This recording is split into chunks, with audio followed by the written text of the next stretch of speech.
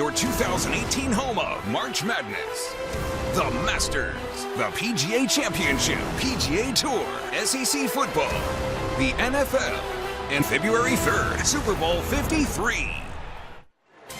Syracuse is ready for 2018. As is Western Michigan on the MAC. College football on CBS Sports Network is presented by Geico. This is Waldo Stadium on the Western Michigan campus in Kalamazoo, the site of a season opener between Syracuse of the ACC and the Broncos from the Mid-American Conference. Hello again, everyone. Welcome to Kalamazoo. It's great to have you with us. Dave Ryan alongside Corey Chavis. Back again, Chavis, for a seventh season. Former NFL star defensive back, joined by Lauren Gardner, field level throughout the broadcast as well. And Chavis, the fan bases from Syracuse and Western want to know, how good are we going to be in 2018? Are we going bowling or what? Well, I think Syracuse has to be excited simply because the last couple of years they've been so close. November has been the problem. Can they get over that November hump? It starts in August this year. And on the other side, Western Michigan, just a couple of years back, unbelievable season. Last year, their quarterback got hurt. You'll get to that in a minute. And I think their season kind of subsided downhill after that. 3 words about Eric Dungey, the Syracuse quarterback. Spectacular, playmaker, injuries. The injuries have been an issue. And I think for this team to have the confidence, he has to get this under control. Watch this against LSU. Wham, he takes on a linebacker, a defensive back. Staying healthy important if you're going to get it done in November. Everybody knows that. They love his fiery leadership style. It's hard to believe Western Michigan had 21 season-ending injuries a year ago. One of those, John Wasink, their quarterback, broken collarbone week 8. He's back now. Well, he's back, and I think the thing that you have to like about him, if you're a teammate, gets it done in the classroom, and also it carries over to the field in his leadership style. The weather tonight here in Kalamazoo brought to you by B&W Trailers. Much better than last time we were here. The wild rain post moment for the Akron game last October. Nice forecast. It's hot on the field turf surface.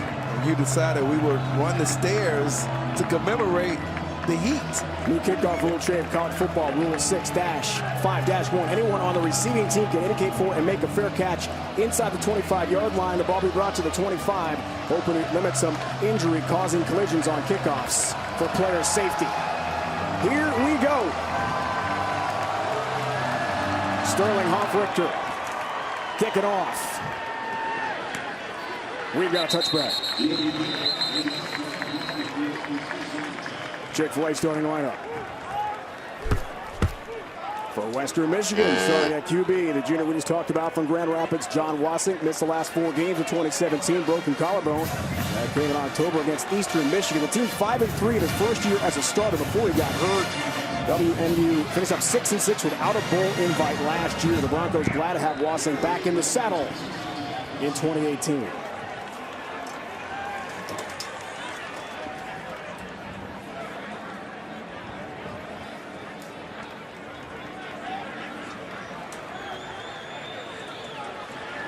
Ryan Bogan, feature back. That first down for Wasink. Some pressure. Slayton can't find him. Gain of 4. One of the big matchups today for John Kenoy is going to be against Chris Slayton in the middle. 37 career starts. Randy Cross, our CBS colleague, told me about him a couple of years back, and he's only improved since he talked about him. What a player.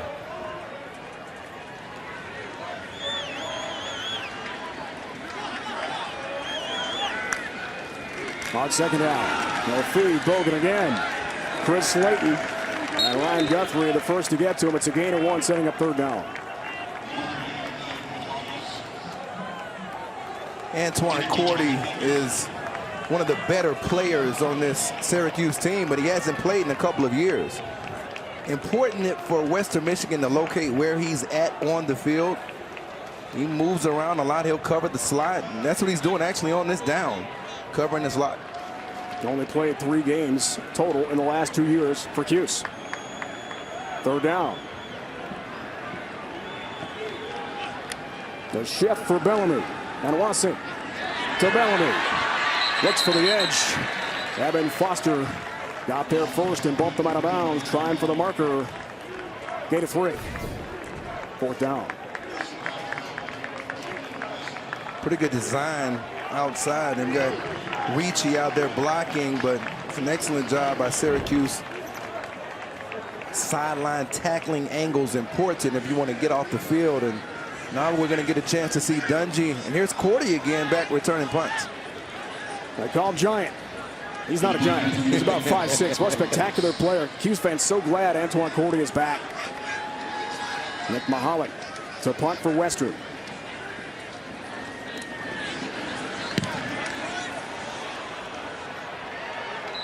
Out of bounds. And good field position upcoming here for Syracuse. The first possession of 2018 for the Orange. Chick-fil-A starting lineup for Syracuse.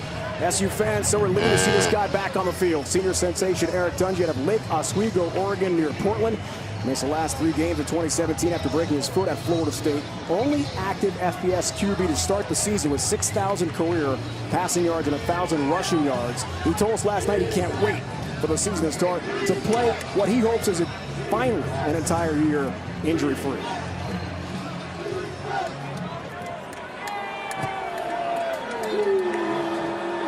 On first down, Dante Strickland right up the middle. One of the newer additions to the Syracuse offense is Coda Martin, the right tackle. A lot of experience at Texas A&M before transferring. Good player. Orange is the new fast. Pitch, Strickland, midfield, then some. Stopped by Alex Grace. Big pickup, first down for the Orange.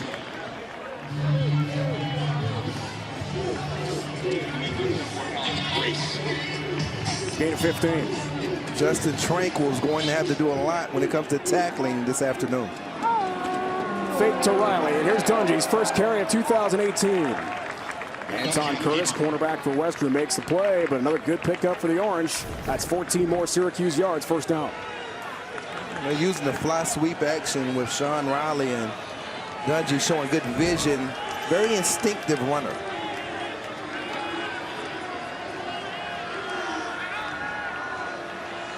Now check with me for Dungy. The Orange ran a play 21.1 seconds. Last year, fastest in the nation. They go fast. Here's a throw. A deep ball for Custis. He spins and has it for the Orange. Touchdown, Syracuse. Jamal Custis from 27 yards out. Now that didn't take long for the Orange to strike.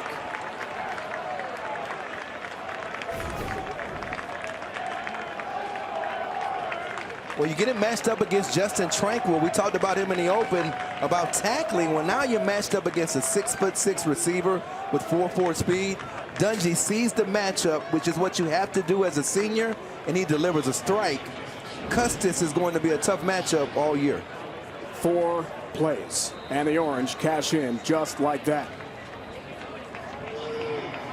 Andre Schmidt will try the PAT. Dino Babers, head coach of Syracuse, told us last night he wasn't sure who his kicker would be in terms of field goal PAT. Sterling Hoffrichter, Nolan Cooney, or Andre Schmidt, all about equal in preseason camp over in Central New York.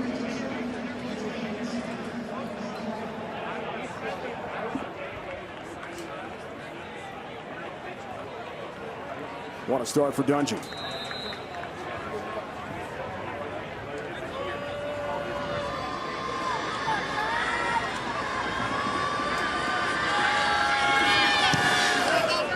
Schmidt has a PAT, and Syracuse has itself a 7-0 lead. Corey, that did not take long for the Orange. Now, one thing about Dungy, he has tremendous touch down the field. And watch him get excited after Custis celebrates. The Orange rolling early. Hey. Syracuse up 7-0 on Western Michigan. So many interesting tie-ins between these two programs. Lauren Gardner has more. Yeah, a lot of ties, Dave. A very special game for WMU head coach Tim Lester and his coordinators, who all spent time as assistants at Syracuse, all of whom recruited a handful of players on the opposite sideline here tonight. In fact, Lester was a primary recruiter for Syracuse QB Eric Dungy, and both reflected fondly on that recruitment process yesterday in our meetings. Lester talking about his long red-eye flights from New York all the way to Oregon and getting to know Dungy's family. And when asked if this would provide a tactical advantage at all for WMU, Lester laughed and said, absolutely not. All I could do was tell my guys what a tough player he is, and you can't get in his head. And I asked him what he was going to say to them after the game tonight. He said, I love you, proud of you, and please stop jumping. He's been hurt, Lauren, so often, hasn't he? There's a return for Levante Bellamy for Western Michigan. The Orange fans are hoping he stays healthy in 2018. All right, Shave, key to the game brought to you by America's Navy. What do you have? Well, for Syracuse, attack the corners. Well, we've seen them attack a safety early, and that was evident on that first drive, and they've got to be able to stop the run on first down to get that third down defense, which is so good going. And Western Michigan has to also come back and stretch the field on their side of the ball to set up the run for them.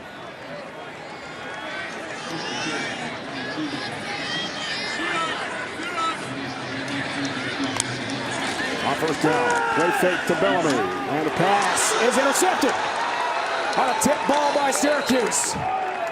And the Orange with Andre Cisco jumping in from his safety spot. Tip drill pick. SU gets it right back. 1st and 10.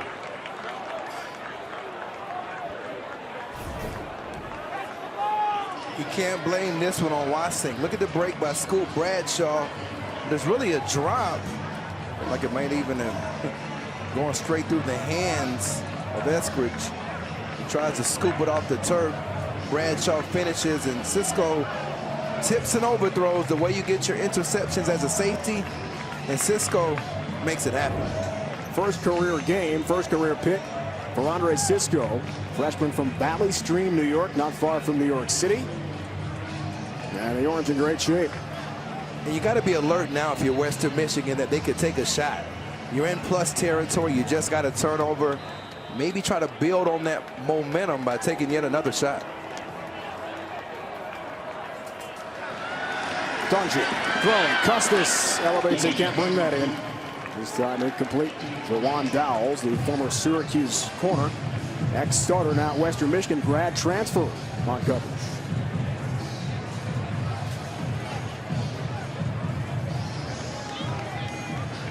This team does not waste time. 2nd down. Play fake again. Looking there for Riley on the slant. That's incomplete. A.J. Thomas, free safety for Western on the breakup.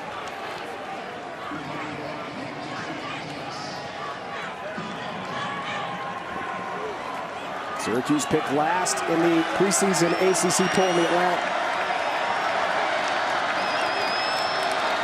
And the Waldo Stadium crowd gets involved here on this 3rd and 10.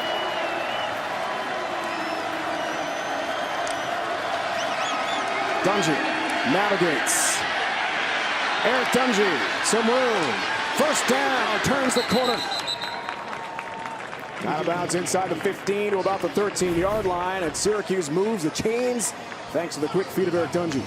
This is something that they do from time to time on these 3rd and long situations. Let him run the football. They did it twice against Florida State a year ago. Gain of 18. Chain gang can't keep up. That ball's tipped and complete. Najee Clayton, transfer from Rutgers, came screaming in and knocked it down.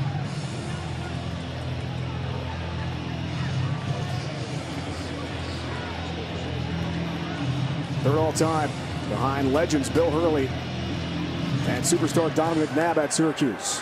Rushing yards for Dungy. On 2nd down, Strickland tries to push the pile forward and meets some resistance up front. French, Holly, Asua involved, along with Alex Grace. Gain of 1.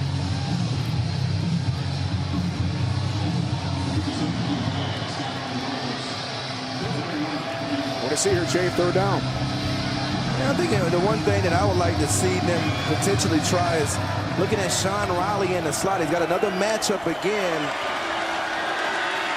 Dungy, time. Now he'll run. Stacked up inside the 10 to about the 8. And Vito Babers is not going to hesitate off the 2-yard run from Dungy to bring in Schmidt for a field goal try.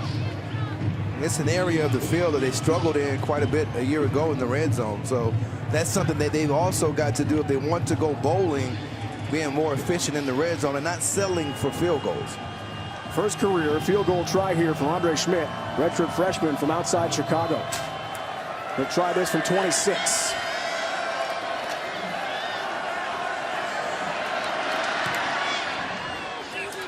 He's got it. How about the start for the visitors from Central New York? 10-0 Orange.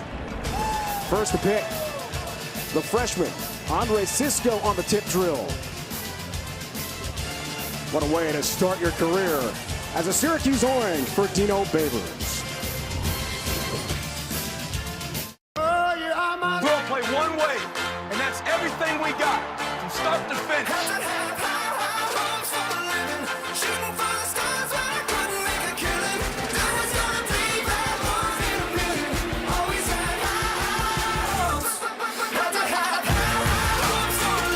He's got it. Then they catch it. Forget about it. Touchdown.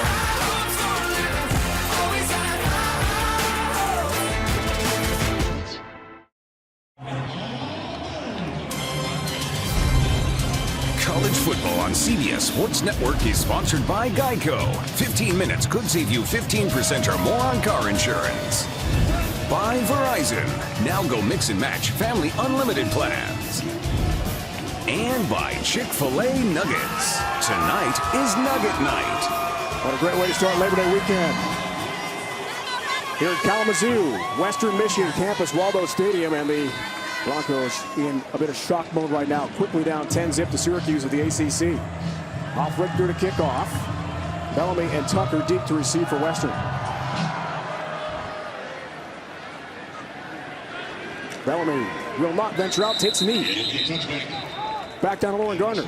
Well, Dave, you mentioned it's a bit of a shocking start here for the Broncos, but junior quarterback John Wasink and his offense do not seem to be rattled by this slow start. He was calmly talking to his receivers on the bench, and it's kind of a reflection of that mental toughness that he talked about that they had to have against USC last year. So it's definitely a calm demeanor over here. It doesn't seem like they're getting riled up over this at all. Not going to be easy, Lauren, to overcome this tough start. And Tim Lester so confident in our meeting with him yesterday. Flag called on the return unit for Western. On a hold, trying to stop Syracuse on kick coverage. So despite that touchback, it's back to the 15 for Wasink and the Western offense. Not getting easier for the Broncos here.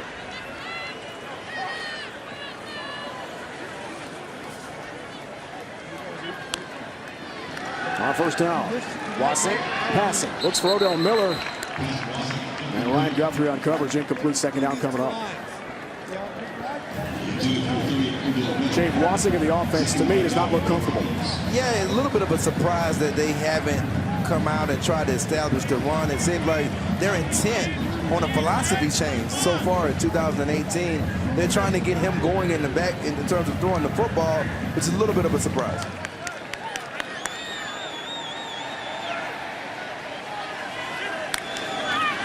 Second down, Levante Bellamy, the speedster around Evan Foster. Slayton can't find him. Kendall Coleman on the pursuit helps escort him out of bounds along with Ryan Guthrie. And third down coming up here for Western. And this is why it's a surprise, because when you look at that block by Luke Juriga on the inside, that allows Bellamy to bounce outside. This team averaged 225 yards a game on the ground a season ago. Now this is a passing situation normally, but they can run it 3rd and 1 to 3.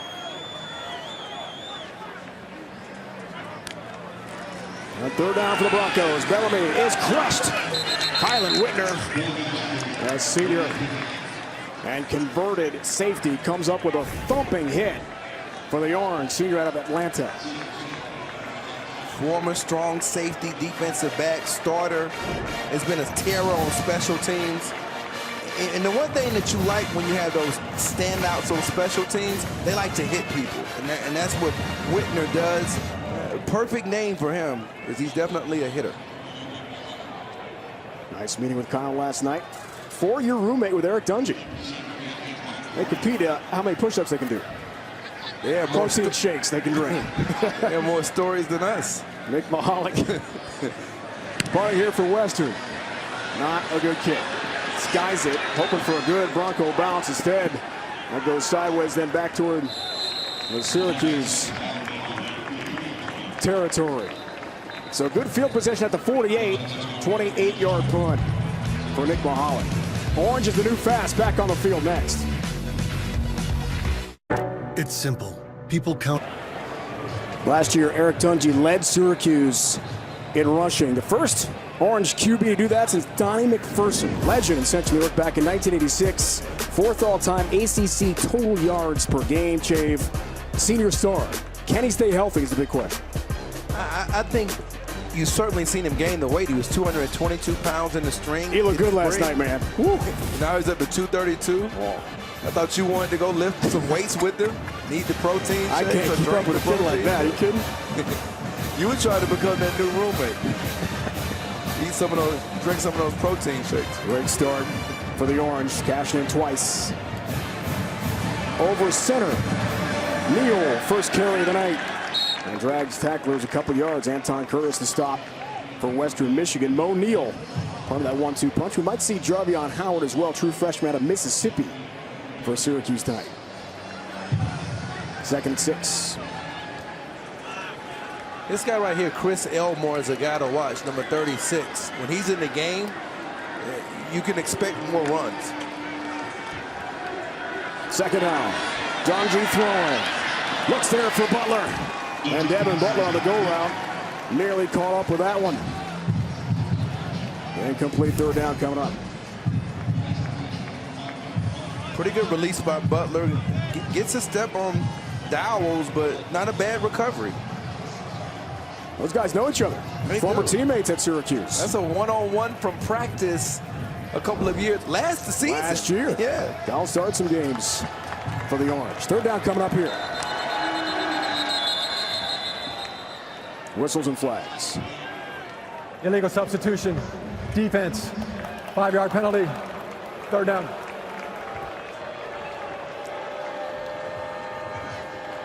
And I think this penalty, Dave, the reason this hurts you because you pick up 5 yards and Syracuse is aggressive on 4th down. They went for it 38 times on 4th down, so even if they don't get it on this 3rd down, they may decide to even go for it on 4th down. So that's why that penalty hurts. Eric Asua, Shade, is the shaken up Bronco.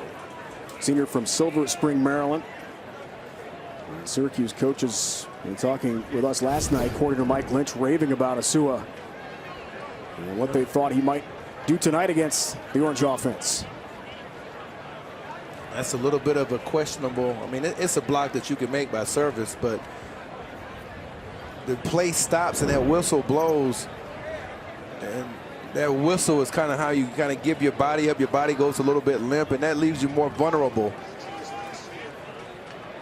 Night starts last year for Eric Asua, one of many players bothered by injuries a year ago for the Broncos. Shocking 21 season-ending injuries for Western in 2017, and they still, Chave, got to 6 wins. Didn't get the bowl invite out of the MAC, but players like Tranquil, we met with him yesterday. He's back and healthy after a 3rd knee surgery. Bellamy, Wasik, we talked about, missed so much action, and Jamari Bogan healthy again.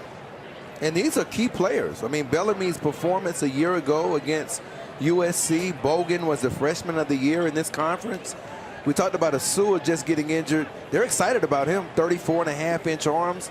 I mean, probably the longest player on either side of the ball for Western Michigan, even though he's only about 6'1". So a unique athlete and one that you hope can come back if you're a Broncos fan. 26 tackles a year ago. They're playing 14 games in the tremendous Western run all the way to the Cotton Bowl. The American Conference champs under P.J. Fleck prior to his departure to take over the Minnesota program. It's going to put a little bit more pressure on Ali Fayed to come in and Well, he's already playing, but you already have a pretty good player on the other side of him in Balabani. So those two guys have to step up if he can't return. So off the injury timeout. And the penalty sets up 3rd and 1 here for Syracuse. And remember, Dave, this is 2-down territory now for Syracuse. So even if you stop them, you've got to be prepared that they probably will go for it on 4th down.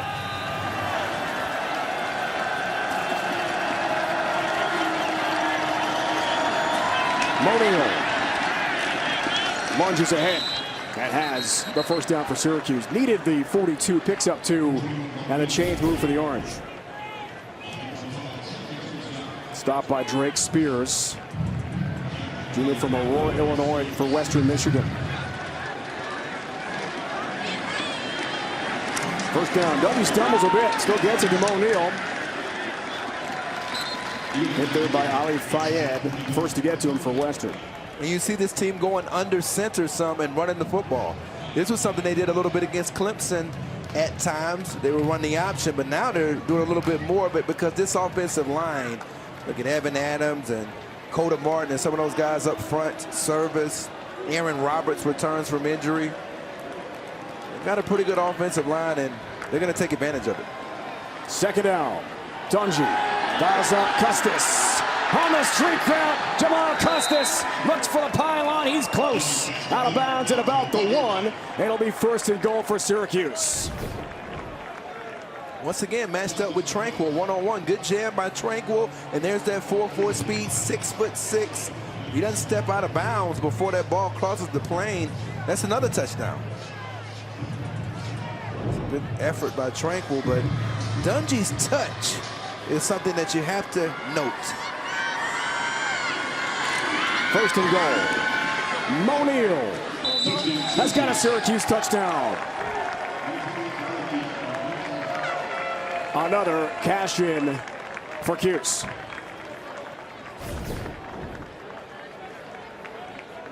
Number 63, Evan Adams, a little bit of a deuce block inside, double teams on the defensive tackles. And I think this offensive line has the advantage over Western Michigan's defensive front simply because they're not that big. I mean, you've got one defensive tackle in Ralph Holly who's in that 277-pound range. Ken Finley's about 285. They average over 300 across the board for Syracuse's O-line, so we may see more and more of this running attack. Schmidt will try to attack on the PAT. Nolan Cooney holding for Syracuse. All orange all the time here at Chave and Kalamazoo. What a start for Syracuse from the ACC. Well, you got to give me some more. And boy, does he score. Another score for the Orange, keeping it going. From the 1-yard touchdown run, Monil, 17-zip Syracuse. Tomorrow starting at noon Eastern, CBS Sports Network has a jam-packed day of college football. We start things off with Houston taking on Rice. And the Cougars defense led by superstar defensive tackle Ed Oliver looking to make some noise against the Owls. Capping off the night, Navy's head coach Ken Niumatalolo returns to his alma mater as the midshipmen battle Hawaii. Ken Niumatalolo was a QB for the Rainbow Warriors, as is current head coach Nick Rolovich. What a win for Hawaii on the road on our air last week, week 0 at Colorado State in the Mountain West. And who played his football at Hawaii? Dino Babers. Great to chat with the coach last night. Well, we're running back, some strong safety. Moved around multiple positions at Hawaii. Top Richter kicks off to Bellamy. The speedy Bronco back from his run. Rung up. On special teams. Big play for Lakeem Williams. If you think the kickoff doesn't mean something to a team and their emotion, look at the emotion on the sidelines. Western Michigan has a player shaken up. Looks like that might be Devon Tucker. Yeah, Devon Tucker, third running back in the Bronco rotation, is shaken up. Here's the off deep man on return for Western Michigan. Junior from Summerdale, New Jersey. Let's take a look. Well, he took a shot. That's dangerous because Tyrell Richards just absolutely steamrolled Davon Tucker.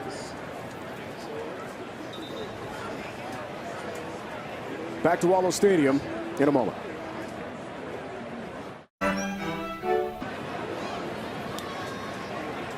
Davon Tucker with 7 career rushing touchdowns for Western Michigan.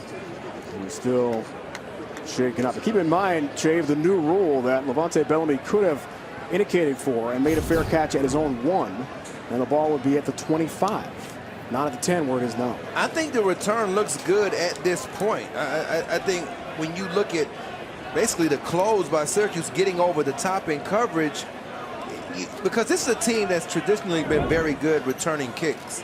I mean, don't forget Darius Phillips was one of the all-time leaders in NCAA history in terms of kickoff return touchdowns, and Bellamy has 4.33 speed. This is the concern with the kickoff and why it's changed at the NFL level now that they don't get the running start anymore. And the kickoff is a play that can become. I played on the kickoff team for a number of years. And I loved it. I loved the contact. I loved running into the wedge. That's no longer allowed. There was 3 guys that could come down and block. But this is a part of the kickoff team. It's one of the most dangerous plays in sports. And you have to love that violence as a player. But it's certainly, I applaud college football and the NFL for making some changes if it improves the safety of our game. Now trainers from both sides attending here to Davon Tucker.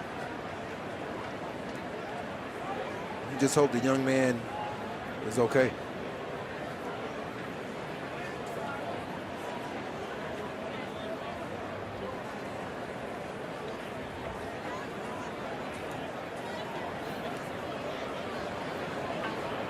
Bogan, Bellamy, Tucker, and Chase Brown listed as the top running backs for Tim Lester's Western offense. Lester about 34 points a game, 3rd in the MAC and top 25 nationally. We just had the graphic with the injuries, and it's at the right time because it goes through your mind if you're a teammate. Is this the same story over again with the injuries? But you got to pick yourself up and find some kind of way to move on and play that next down. 5 running backs, 5 wide receivers, 5 defensive backs, included in that 21 players Jay have lost for the year. For Western last year, of course, including starting QB John Wassink. It's a team that played so well at USC to open last season, at Michigan State, very competitive against 2 Power 5 teams. So a little to no intimidation factor when we talk with John Wassink, Justin Tranquil yesterday, players for Western. That's just been such a tough start, both on the scoreboard and now an injury to one of their star running backs. And Davon is a good football player. 3 touchdowns rushing a season ago. It's hard to get into the running back rotation. He got those 3 touchdowns when Jarvion Franklin, one of the MAC's all-time leading rushers, was also on the roster. So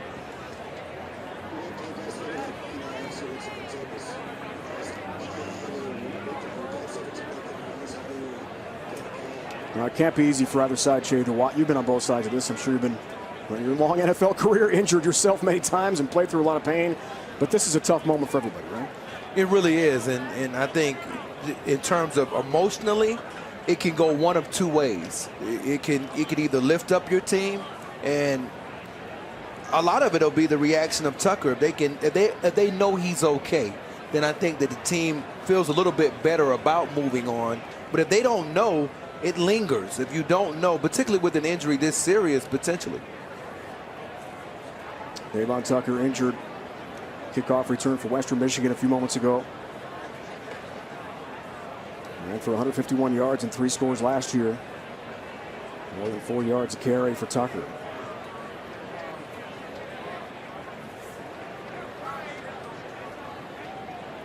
Give credit to the medical staff for being able to get out to the field in such a timely manner.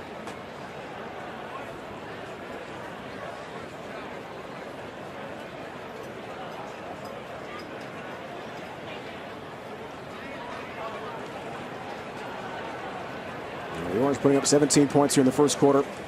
Last year in their opener at the Dome against Central Connecticut State, the FCS, they put up 24 in the first quarter. Syracuse has won 4 straight season openers, all on Friday night. The last time they lost a season opener, go back to the MetLife Stadium game against Penn State, 2013. See it again, Chave. Tucker blocking for Bellamy. It's Lakeem Williams. You can see the contact. It's nearly a helmet-to-helmet type of collision. Lakeem Williams makes the tackle, but the contact actually was with number 42, Terrell Richards. Yeah. So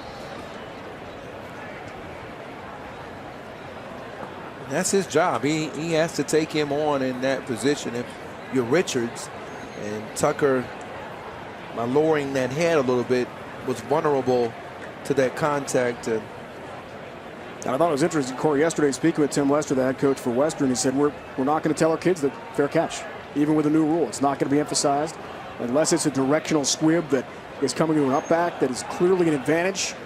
We want Levante Bellamy, our top return man, to have an attempt. So that was not in the mindset at all of Bellamy to take a knee there and get the ball out to the 25. Well, I think part of that is what we talked about a little bit earlier. In 2017, Darius Phillips, the former kickoff returner, took 2 back to the house, averaged over 36 for much of the year. He had a TD on a kickoff return in 2016, 15, and 14. So they've been good with their schemes on the kickoff return team. And a lot of that is in effect because of David Duggan, the special teams coordinator.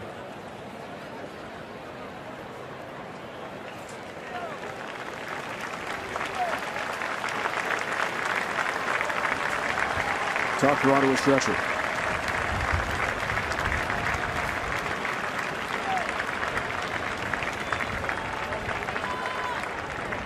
We'll get a report on his status as soon as possible and wish him the best for a speedy recovery.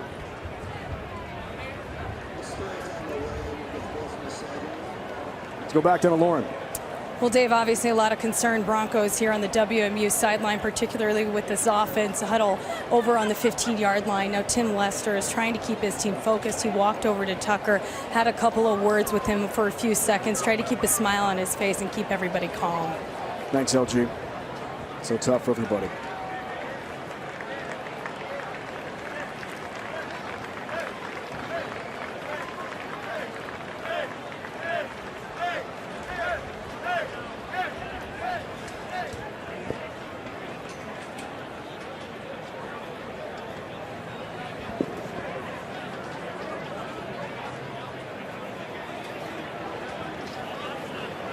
Tim Lester telling us yesterday he thought Davon Tucker would get up to 10 carries in the game here tonight and be a factor all year along with Bogan and Levante Bellamy. Jarvin Franklin, free agent with the Steelers, departing Kalamazoo as the all-time leading rusher in Western history. After last season, more than 4,800 career yards and 52 touchdowns. So the running back spot being reshaped a bit in 2018. Bogan, a former MAC freshman of the year, put up more than 1,100 yards his freshman year and took a back seat a bit over the last couple seasons of Franklin.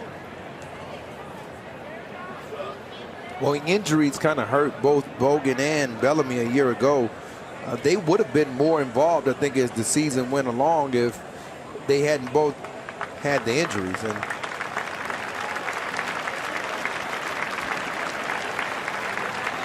hoping for the best for Davon Tucker.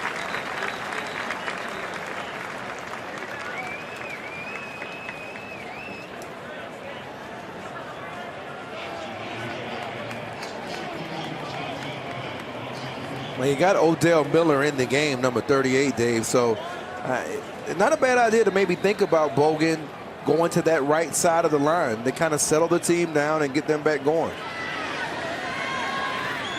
Resuming play after an 11-minute delay. First down. Bogan looking right. Guthrie finds him.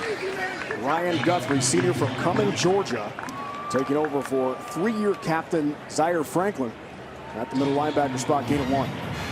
I think Guthrie must have had a read on that too, because when you've got Miller in the game at 270 pounds, he can be a key as to the direction of their runs. And we're going to look at where Miller's aligned. He's aligned right here. If they run it, possibly be behind him.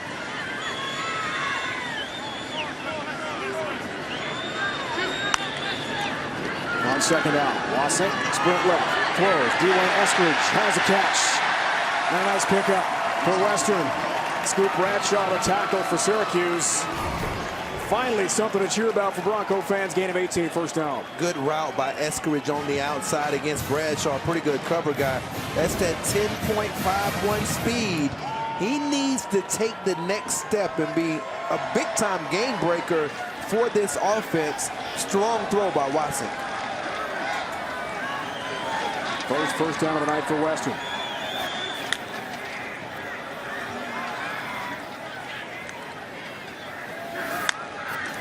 Shift for Ricci. Play fake. Watson looking for Giovanni Ricci. Robinson and Whitner escort him out of bounds for Syracuse. Set up there on that sprint right toss to the tight end Ricci. Chase, Syracuse sniffed it out. They did, and that was an excellent eye discipline in the back end and from the linebacker core. We haven't heard much from Drake Harris, number 6, the Michigan transfer. He's in the slot right here. Let's see if they get him involved at some point on this drive.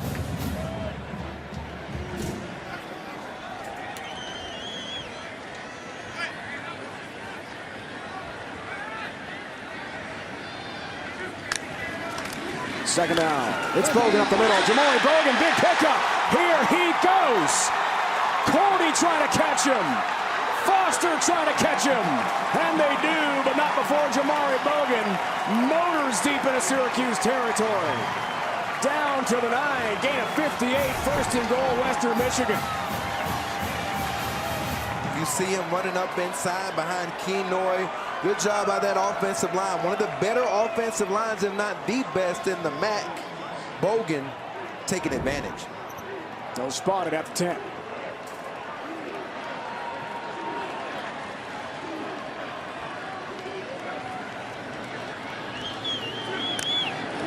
On first and goal, Monte Bellamy navigates. Drives forward off right tackle. Stopped by Andrew Armstrong, junior from Youngstown, Ohio. Gain of 4 for Western. And it's Red Zone being brought to you by Verizon.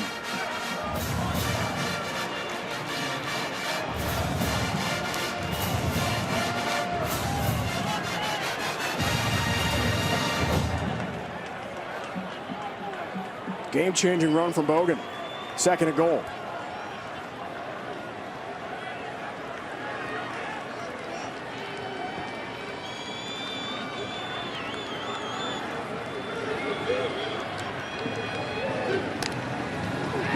Wasson, look at end zone, broken up, incomplete. Looking for Dwayne Eskridge. Scoop Bradshaw on coverage for Cuse.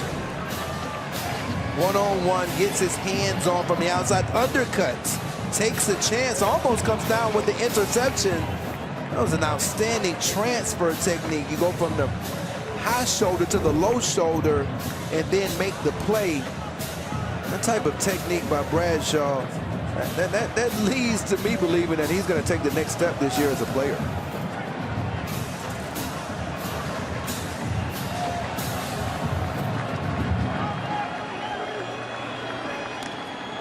Third and goal.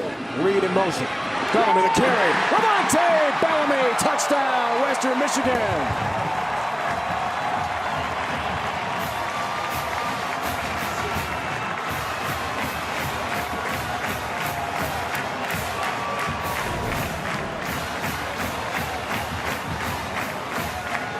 You see inside, following behind Kenoy again. At the reach block to that left side. They do a good job of walling off that Syracuse offensive line, and Bellamy's speed, he gets to the hole so fast.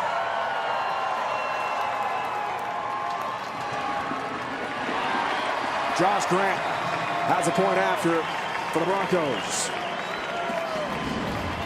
We know Bellamy can motor.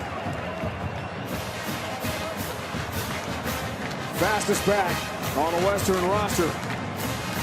And a touchdown for the Broncos to make it 17-7. And I really like, I know Tim Lester is calling plays this year for Western Michigan. And I know he wanted to come out and throw the football because he was a quarterback here. We all know it. And Coach Tim Lester was an outstanding quarterback with over 11,000 yards passing. But this team's bread and butter is their run game. Even though they were down 17, you really have to like the approach by Lester to get back to that running game, to reestablish the line of scrimmage against what I think is a pretty good defensive front for Syracuse. I think they sent a statement that they're not going anywhere. Sean Riley, Shaheem Cullen to receive the kick here from Josh Grant. And Waldo Stadium quiet after the injury to Tucker. Rocking now. They flip the script. Directional kick. Cullen grabs it. Outside the 30. Shaheem Cullen with a nice return. To about the 37. That's where Syracuse takes over 1st and 10 on that short kick. Trying to keep it away from Riley, one of the top return men in the ACC. Eric Dungey's night so far, Chafe. Well, it's been about the ability to run and throw. He's a dual threat quarterback. We've known that coming in. He has touched down the field that's unique, particularly when you give him man coverage looks and he can identify a safety on perhaps his most explosive receiver. And now you see why Jamal Custis, even though he's 6'6", aligns in the slot to create those mismatches. First down. Dungey keeps. Eric Dungey. First down and that's for Syracuse. What a threat. Juwan Dowell's former orange corner knocks him out of bounds. Gain of 18. And this is like a quarterback counter. He's following behind Aaron Roberts, who's returning from injury. And if you can run this well, how do you take that out of the game plan? You can't. First down. Mesh play. Monil breaks a tackle. Spins away from another. A.J. Thomas puts him down. Nice pickup again for the Orange. They are moving fast. And they're doing it on the ground, under center again. Whistles and flags off the gain of 9 for Monil. All the players are not set. By rule, that's a false start. 5-yard penalty against the offense. Okay. Jeff Heiser, ACC crew, a referee tonight. That'll slow you down, Chafe. It will, and you can see penalty. You can see Dungey. He was upset. He was talking to some of his teammates leaving the field that weren't set, and that's that fiery leadership style that we've talked about. You see the numbers: Lamar Jackson, Deshaun Watson, Jameis Winston, all first-round draft picks. Wow. So second down. Here's Monil. Puts his foot in the ground. And sprints right with a nice move and a good pickup again for the Orange. He is fast. Can really catch the football too. His versatility really meshes well with Dante Strickland. Gain of 6, first down. Dungey. Custis.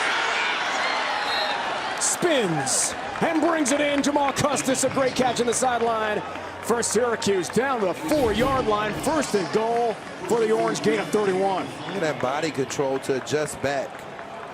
The only question, get that right foot down. I think he does effortlessly. 3 catches, 96 yards for Custis tonight. He has been a force for the Orange. First and goal. Dungey, not this time. Smackdown hit. Great pursuit for Western Michigan. Corvin Moment, middle linebacker, a freshman from Vero Beach, Florida. Florida's East Coast, big stop. Yeah, defensive coordinator Tim Doust was very excited about his potential. He thinks he's going to be a star. Second and goal. It's Neal looking for the end zone again. He's in. Touchdown, Syracuse. Second. First quarter touchdown run for Monil. This one 3 yards out, Corey, and the Orange in business again. Well, we talked about the offensive line. We said that they would probably keep running the football because they have a size advantage inside. And I think you can kind of see Service is sitting on somebody. Look at Evan Adams block 2 guys to the ground, number 63. He takes out 2 guys, and he's 336 pounds. And he's a player that I thought got better as the season went on a year ago. Big reason why that hole opened up for Neal. O'Neal had a total of 3 career touchdown runs. The junior from Gastonia, North Carolina, heading into play tonight. How about 2 in the first quarter of the opener in 2018? Schmidt on for the point after. And the latter stages of the first quarter, after Western Michigan used the big run from Bogan, the Orange responds, hashtag fast. Last time Syracuse won a game, Chip. I don't think anyone's going to forget about this in Central New York, or certainly not in Clemson, South Carolina. At the Carrier Dome, Friday the 13th, Eric Dundee threw for 278 yards, 3 touchdowns, also ran for 61. Well, they really Phillips running wild there. Kelly Bryant hurt for Clemson, concussion late in the first half. Dundee able to run out the clock late. After that big first down, they stunned the second-ranked and defending national champion Tigers 27-24. At the Dome in Syracuse, the fans flooding the field. That was a moment to remember for SU fans, but it was a moment to remember for Dave Ryan. As an alum, I was pretty excited about that. I mean, I'll admit that. But they have not won a game since. 5-game losing streak entering play here tonight. Well, I mean, the thing that happened after that game, they ended up playing a very tough Miami team. That game came down to the wire a little bit because of the fact that the 4 interceptions that were thrown by Dungey kind of, it really hurt them late in the game. And then he comes back the next week and they nearly beat Florida State. He leads them down the field in that game, and they miss a field goal, 43-yard field goal with time running out. So 2 more road games that nearly followed that Clemson victory. Fair catch called there by Bellamy. First time we've seen that in 2018 in this game. Wow. Out to the 25-yard line. Let's go back to Lauren. Well, Dave, I just received an update that Davon Tucker is being transported over to Bronson Methodist Hospital, about a mile away. As for senior linebacker Eric Kasua, he had his left ankle examined and appeared to be okay after he had it retaped. That was until he was asked to stand up and jump on it. He grimaced in pain when he put any pressure on there. It does not appear as if he will be returning anytime soon. Oh, tough night for Tim Lester, LG, and injuries already to open the season. First down for Wassey and company. Handoff. Not much. Ryan Guthrie plugs the hole in a hurry. While Brandon Berry, 251-pound defensive end for Syracuse, gain of 2. The last drive successful thanks to Bogan's big run of 58 yards. And a cash-in TD for Levante Bellamy. First 3 drives, nada. I think the Syracuse cornerbacks have stepped up so far in this game.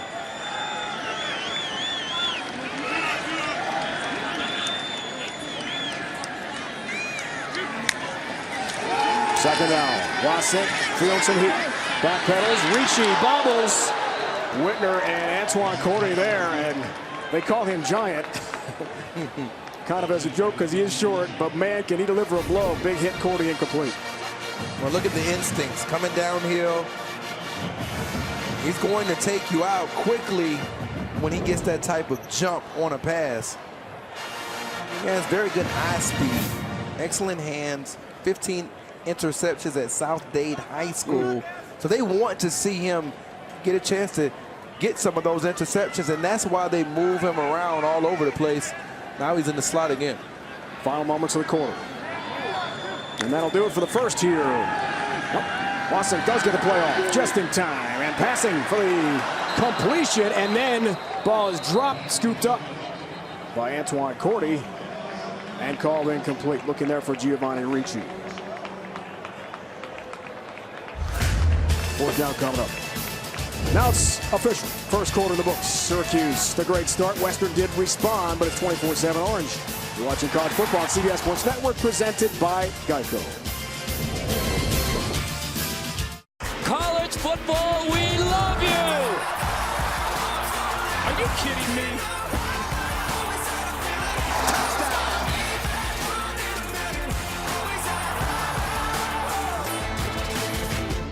Hey, what do you got? Beautiful night here in Kalamazoo, Michigan, Western Campus. Not so good for the home team out of the MAC. Western Michigan. Corey Chavis, what a first quarter for the Cuse. What a first quarter, and they wanted to run the football better this season, and that first quarter says that. They've got more rushing yards than the team that averaged 225 yards a game on the ground a season ago, and 131 yards rushing in the first quarter says a lot about their offensive line. Beginning the second here, Chave. Nick Mahalik, true freshman from Skokie, Illinois, will punt to Cordy.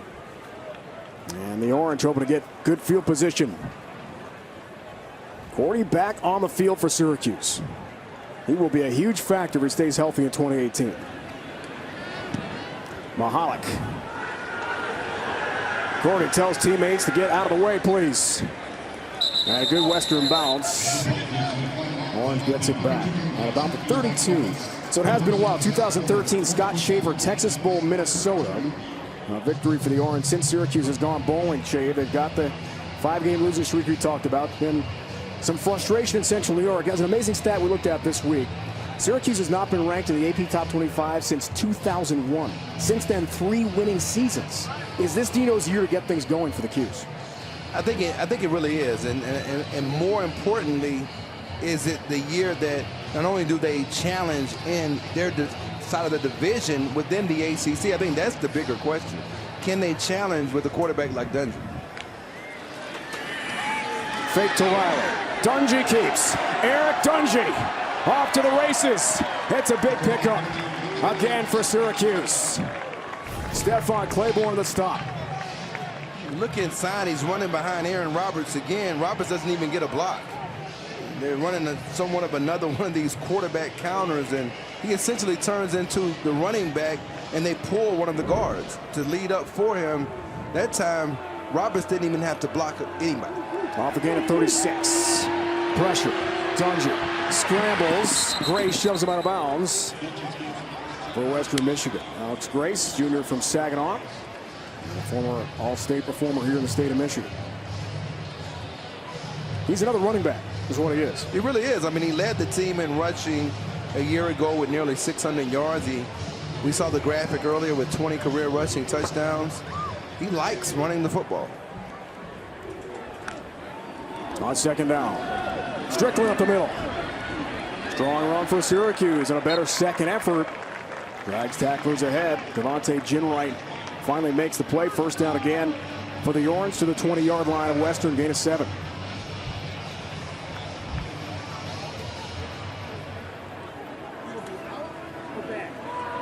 The Broncos have no answer right now. Well, it's about what's going on up front in terms of their defensive line getting moved off the ball. It makes it difficult for the linebackers to read. First down. Dungy. Butler on the slant. That's incomplete. Juwan Dowles on coverage. Catchable ball and a drop for Devin Butler. And they need him to be that number 2 guy. Pretty good move off the line of scrimmage. Gets separation from Dowles and then can't corral the ball. And he's a rangy receiver. He's even gotten reps at running back. Still waiting to see when Sean Riley, number 10, will get involved. Second down. Here's Dungy. Pierce, the tight end. Ravion Pierce had 4 touchdown catches last year, tied for second best on the Orange team. Syracuse losing Steve Ishmael, Irvin Phillips. Tremendous production from those two. Graduate. On third down. End zone. Looking there for Butler. A flag is down, broken up by Juwan Dowles. There's also a flag at the line of scrimmage. An offside call coming up here against Western.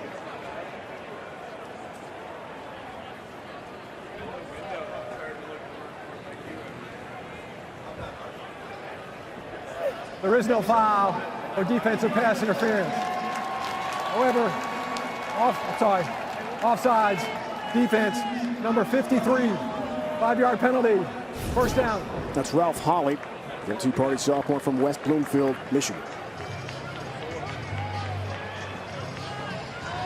And outside Detroit.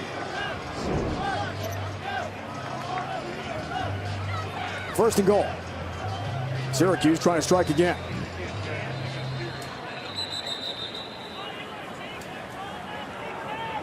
Timeout. Called by Tim Lester. Western Michigan. And Western Michigan here looking for something on defense that can stop this orange freight train that right now is an express, Corey, into the end zone. Well, you got to think about one thing. Even their nose guard and their defensive tackle, Wesley French, he was playing offensive line a year ago. So he makes the move over to the defensive side of the ball in the spring of this year. That kind of lets you know that defensive line, they need bodies, they need size, and this is the area of the field in the red zone. If you want to get better, and so far this season, in the opener, Syracuse has gotten better, run the ball in the red zone. Dino Babers told us last night, his offensive coordinator Mike Lynch reiterated, we are going to run the football. And Cody Conway, Aaron Roberts, Aaron Service, Evan Adams, Coda Martin, the Texas A&M transfer, and son-in-law of Dino Babers. You heard that right. Dino's daughter is married to Coda Martin. That's quite an offensive line for the Orange. Big advantage up front. And they have created some big holes and protection for Eric Dungy.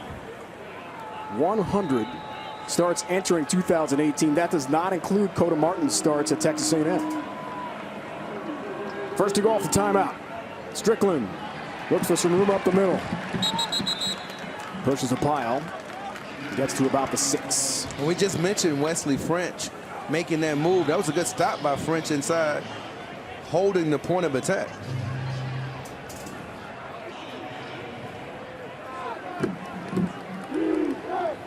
Chris Elmore, two-way player. H-back here on second down. Dungy, end zone. Butler, incomplete. Stephon Claiborne on coverage for Western Michigan. Claiborne's a player that they've played at corner and safety because he has that range. He's 6'2", very good athlete. They like his speed. Here's the big down, 3rd and 5. Do you go back to Custis at the top of the screen? You got another one-on-one matchup, or do you finally go with Riley? QB draw for Dungy. Straight arm. How about that for Eric Dungy? The stiff arm and gets physical with Western's defense, but he is stopped by moments short of the goal line. That was a powerful play for Eric Dungy. They're going to go for it. And we talked about the 38 attempts on 4th down a year ago. They were 58% on those 4th down attempts, 43rd in the nation. Chris Elmore, number 36, he's in the game. 4th and goal. Dungy. Strickland, touchdown Syracuse. He steamrolls Corbin Moment into the end zone. It's another score for the visitors from Central New York. They are all over Western Michigan tonight. You got some pretty good blocks up front by, look at number 36, Elmore, and then Kyle Kleinberg. Look at him just tattoo number 20, Drake Spears. And those are clean out blocks, Jay. Man, those were some very nasty blocks. The battle of the trenches clearly going to Syracuse here. Schmidt has another PAT. 5 drives for Syracuse. 4 touchdowns and a field goal. It is all orange tonight. Trying to break that losing streak from 2017. Looking pretty good for Syracuse so far.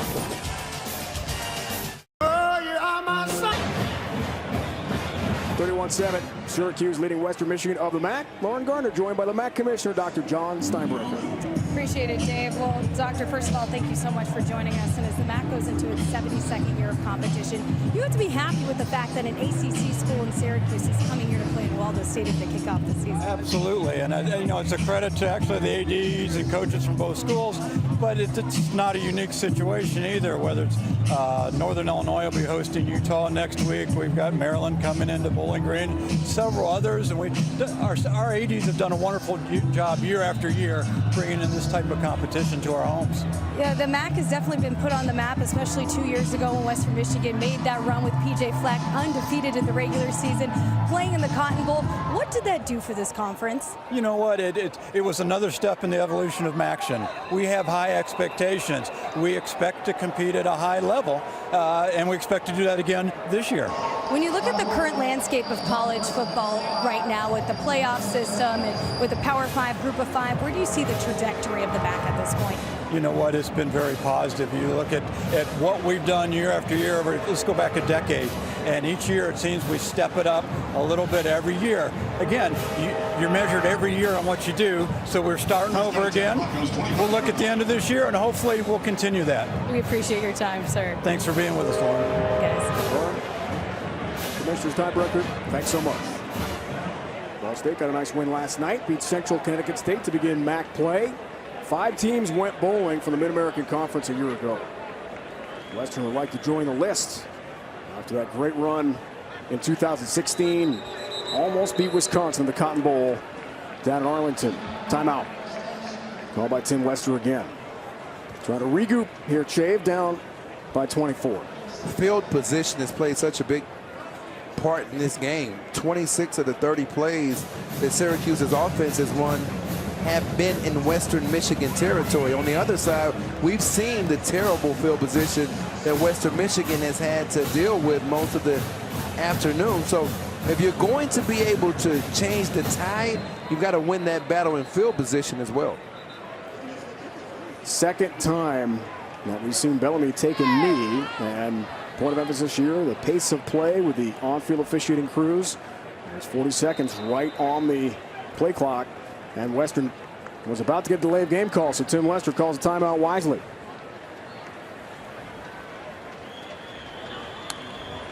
All right, first down for Wasik and company. Chase Brown. First carry. A freshman from Bradenton, Florida, originally from Canada, and highly recruited running back for Western Michigan. Ole Miss of the SEC. Syracuse offered this youngster. The high school down in the Tampa-St. Pete area, just cleared by the NCAA after some academics had to be straightened out. Second out for Wasik. He'll throw. Some contact on the incomplete pass. Trill Williams getting very physical there with Jalen Hall. You see the back pedal by Williams, and I like the plant and drive. Ball was uncatchable, but I don't even know if he was sure that he didn't get there a tick too late, but that was one that I think the referees did a good job of letting go. Pretty good break by Williams. Coach was raving last night in our meetings about Trill Williams, true freshman from Yonkers, New York. Had a great camp.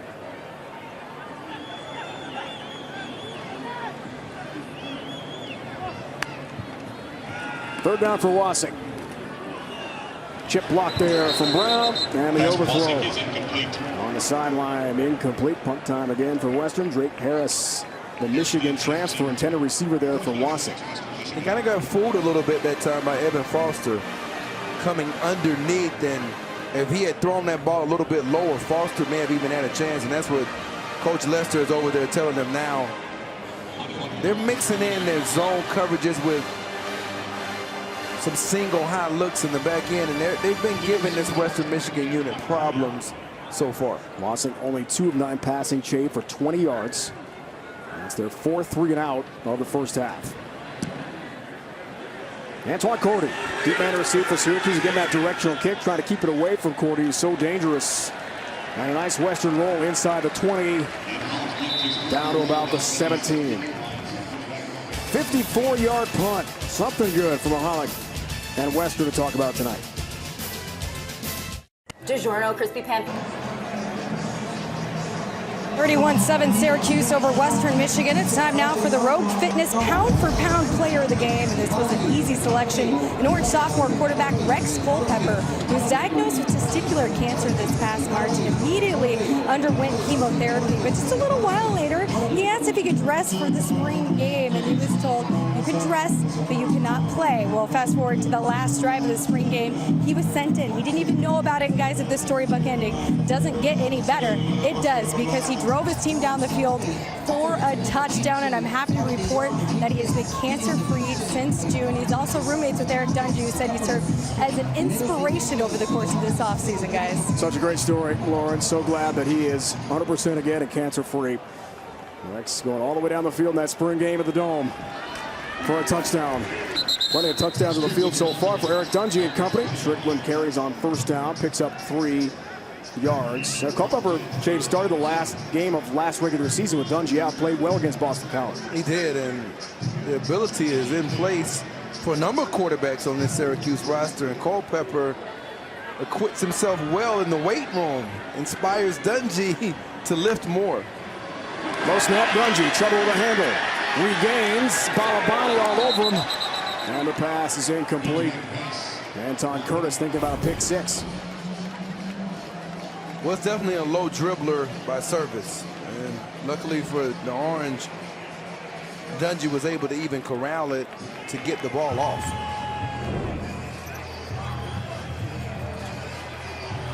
Sets up 3rd and 7.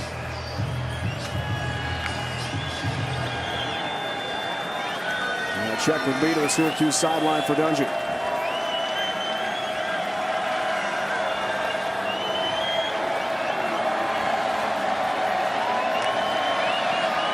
Fakes a pitch, cuts upfield. Eric Dungey, first down and a whole lot more for Syracuse. Another big run for the Orange. A stop and go move along the sideline. Picks up some more real estate.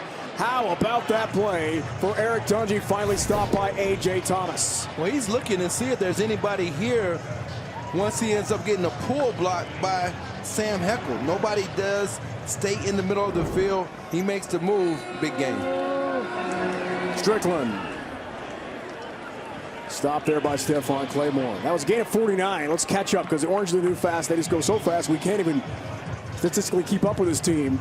Dungey, 10 carries, 164 yards in the first half on the ground. Play fake for Eric Dungey. He's throwing. And this time, Riley can't catch up with it. And that's his 3rd straight 100-yard rushing game. As dangerous a QB as there is, Jake, in the nation, when healthy, right? Yeah, no question about it. I mean, the teams that play against him, they've made the statements. Talk to the Miami and Florida State and Clemson defenses, and they'll tell you all about Eric Dungey. Clap snap here on 3rd down for the Orange. You wonder when they will get Sean Riley involved. He had such a good spring. It's right here in the slot. 3rd down, little pressure. There's Riley over the middle. He can't bring that in. Devontae Ginwright helping dislodge the football. On a drag route. Let's see what Dino Babers has got in mind here to send out the kicking unit. Basically, Tranquil's unblocked. They went in all-out pressure, just went man-to-man, and those are the shots that are maybe even more dangerous than when Dungey decides to run. Those clean hits in the pocket with runners who are unabated to the quarterback. Schmidt will try to hit another field goal here for Syracuse. This from 43. Already good from 26.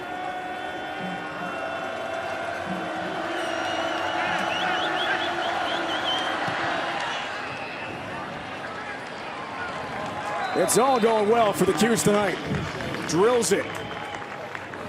Andre Schmidt in his first game. Perfect on PATs. And a couple of field goals. Syracuse up big.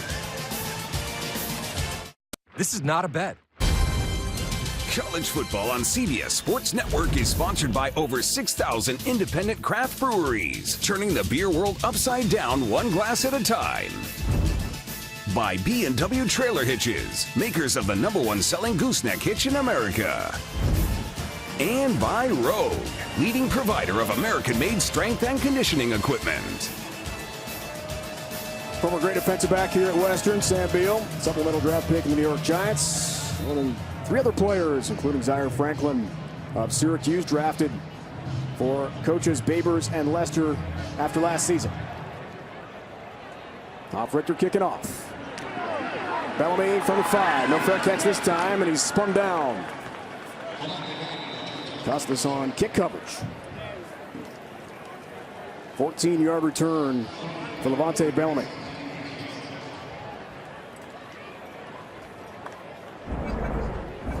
Syracuse defense, Chave, kind of ugly. Last in the ACC in almost every category. Yeah, a lot of that came as the season progressed. They started losing some people in the back end. The last 3 games were astronomical in terms of the amount of points they were giving up, but they played better than those numbers indicate earlier in the year. Wasink and the offense back on the field for Western. Bellamy trying to bring it in one-handed with some help from Odell Miller on that seal block against Guthrie, but he blew it up anyway. Nice play by Ryan Guthrie for Syracuse, loss of 3. And everybody wanted to know, because he was playing defensive end last year, how would he do playing the middle linebacker position? Well, he was a 2-time junior college All-American at Ellsworth Community College in Iowa, and he looks like he's back in his rare middle linebacker form. He had 139 tackles and was an All-American during that All-American season of 2016, Dave. So big stats. He's got good instincts as a linebacker, and he's showing it tonight. Bellamy shaken up. It's been a very tough night for Western Michigan. They've got to be shaking their head, right? Carted off. Terrible injury on the kickoff return. Sua, as Lauren has reported, shaken up, and now it's their speedy running back, Levante Bellamy. Off under his own power. Because of those injuries from a year ago. And this tough night for the Broncos. This is where Wasink's leadership has to kind of take shape. And he told us yesterday, nice meeting with John, about really upping his game in that category. He'll need it tonight.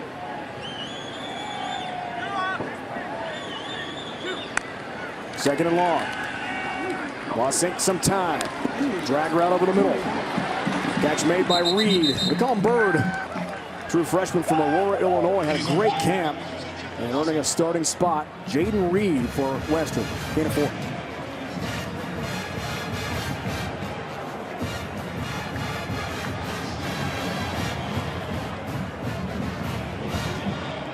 Not solid offensive numbers, say the least.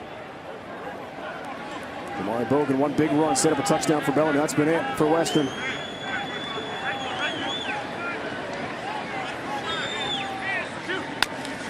On third down, Wasink, the sprint right, the throw, Bradshaw, the breakup. Here comes a flag late. D-Wade Eskridge, intended receiver there for Western Michigan. Scoop not pleased, could be a PI and an automatic Western Michigan first down. Pass interference, defense, number 18.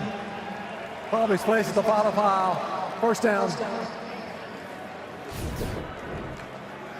Here's the speed by Eskridge off the ball. You can see he can get you to open up, but it was really an unnecessary grab around the waist by Bradshaw. He was in good position.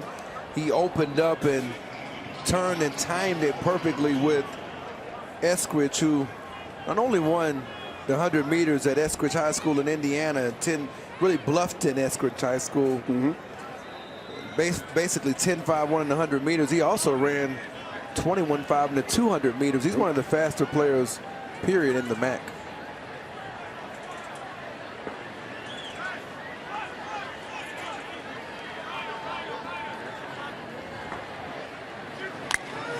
First down for the Broncos. Play fake from Wasink.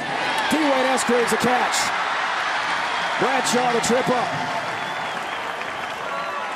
Waldo Stadium fans, something to cheer about. Gain of 25 for Western. We almost got a chance to see the 21.5 200 meter. And he breaks his first tackle, and that was a good close by Bradshaw. Or that might have been off to the races. Play fake to Chase Brown. Wasink some pressure. Barry trying to bring him down. Kylan Whitner, open field tackle for Syracuse. Textbook hit. Drops him.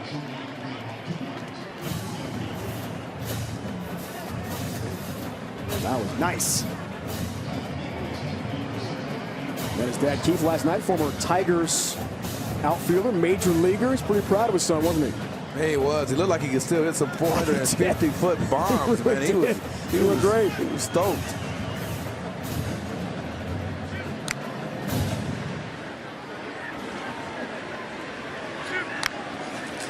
Second down.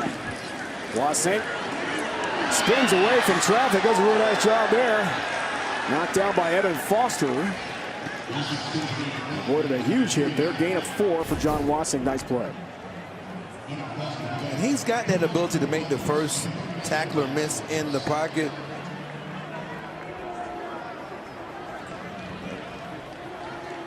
It's a pretty good hit. He got down just before Foster would have landed a much cleaner shot. That was good quickness by Wasink.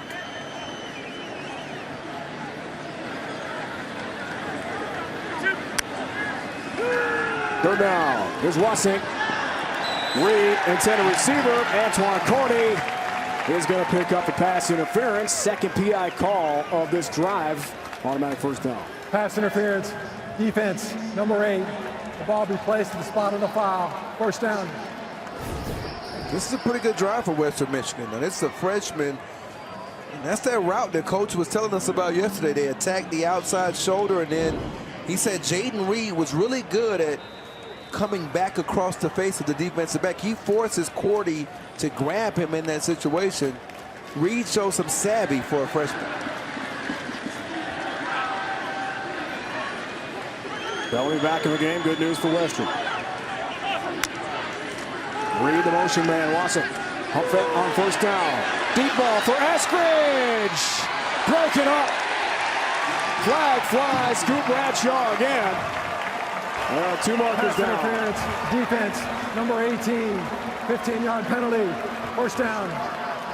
What a double move this was on the outside. Watch the stutter and go. And now you've got to recover.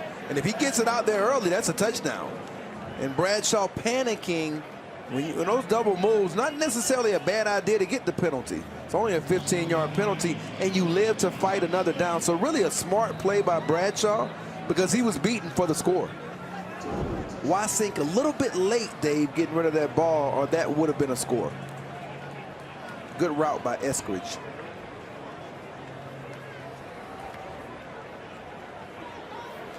Automatic first down inside the 20. Western Michigan needs points in a hurry here.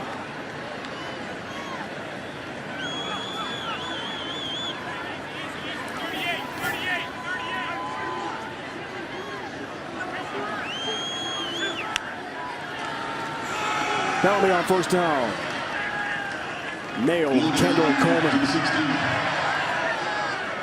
Great pursuit defensive end spot. Junior from Indianapolis. Didn't know if he would play. Dealing with a right knee injury from a lot of the summer. One of their veteran leaders. But he's been able to add on to the depth on this defensive line, and they've got a good one.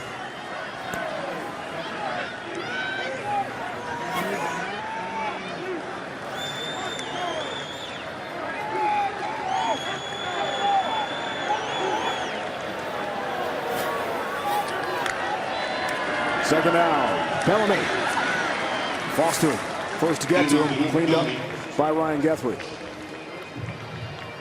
Gain of 4. What do you think, Jay? 4-down drive for Tim Lester. They got him a touchdown, right? Well, I think as a play caller, you get into a rhythm too. And I don't think you want to forsake that rhythm if you don't get the first down here. Because really, what would 3 points do with as much time as you run out the clock on this drive? I think they knew going into it, there's no 27 points plays.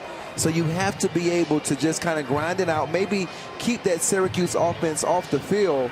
Definitely 2-down territory from here. Western 1 for 5, 3rd down so far tonight. Wasson. End zone. Harris incomplete. Christopher Frederick, redshirt junior, out of Georgia on coverage for the Orange.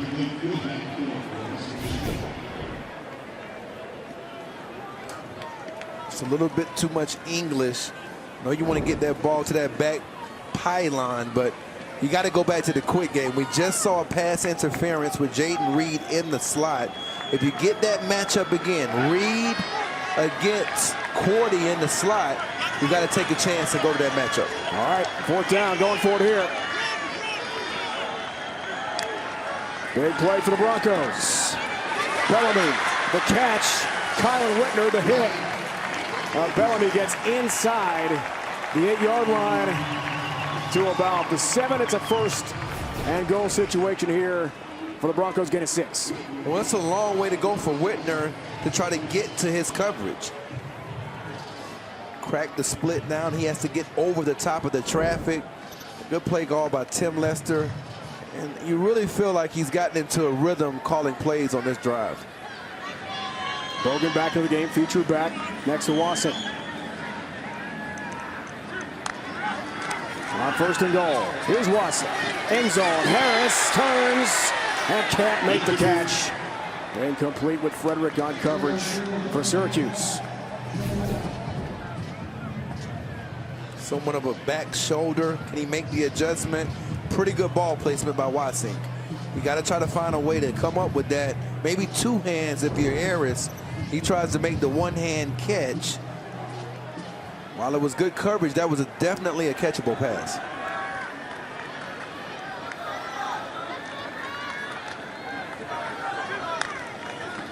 Second and goal. Bogan. Keep Wasink. Fake to Bogan. John Wasink is dropped by Foster, who's been active from the Syracuse secondary tonight. Third down. And they're probably going to be ready for the last play that they have in that third down situation. So you've got to find a way. You've talked about Reed all week.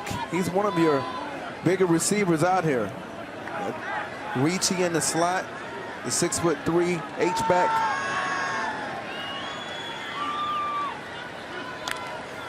Western needs something here on third and goal. Looking for the end zone. Broken up. Scoot Bradshaw on coverage against Dwayne Eskridge.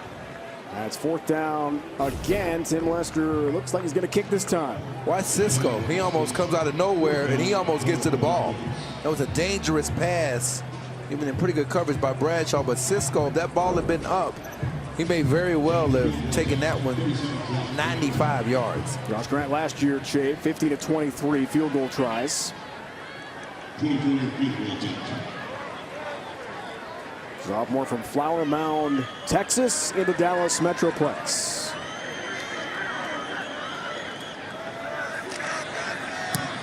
From 24, and he missed it. Wide right. It has been a very, very tough night for Western Michigan. Injured players. Syracuse steamrolling the defensive front of Western Michigan, and now a missed field goal for Dino Babers and company. Already, Eric Dungy has run for a career-best 164 yards, and the Orange smoking Western Michigan here tonight. Coming up on the Verizon Halftime Report, Brent, Brian, and Houston standing by in our New York studios. We're up to speed on all the news and action tonight around college football. That's all coming up on the Verizon Halftime Report. Week 0 was fun. Week 1, this is awesome, Chafe. College football is back, and Dungy is out.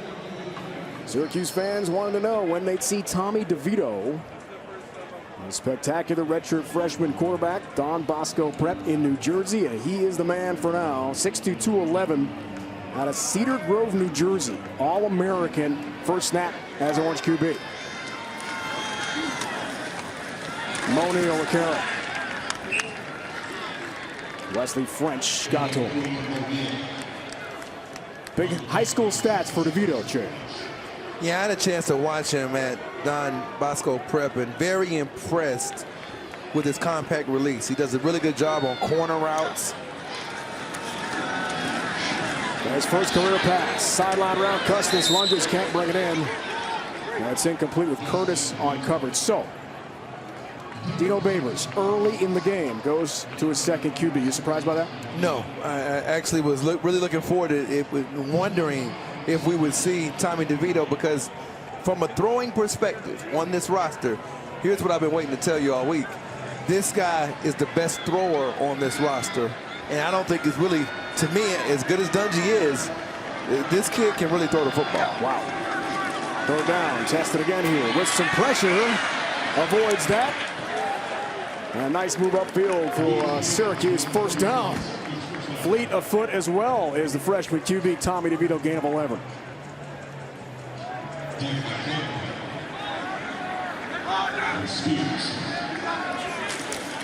On first down. O'Neal stays busy.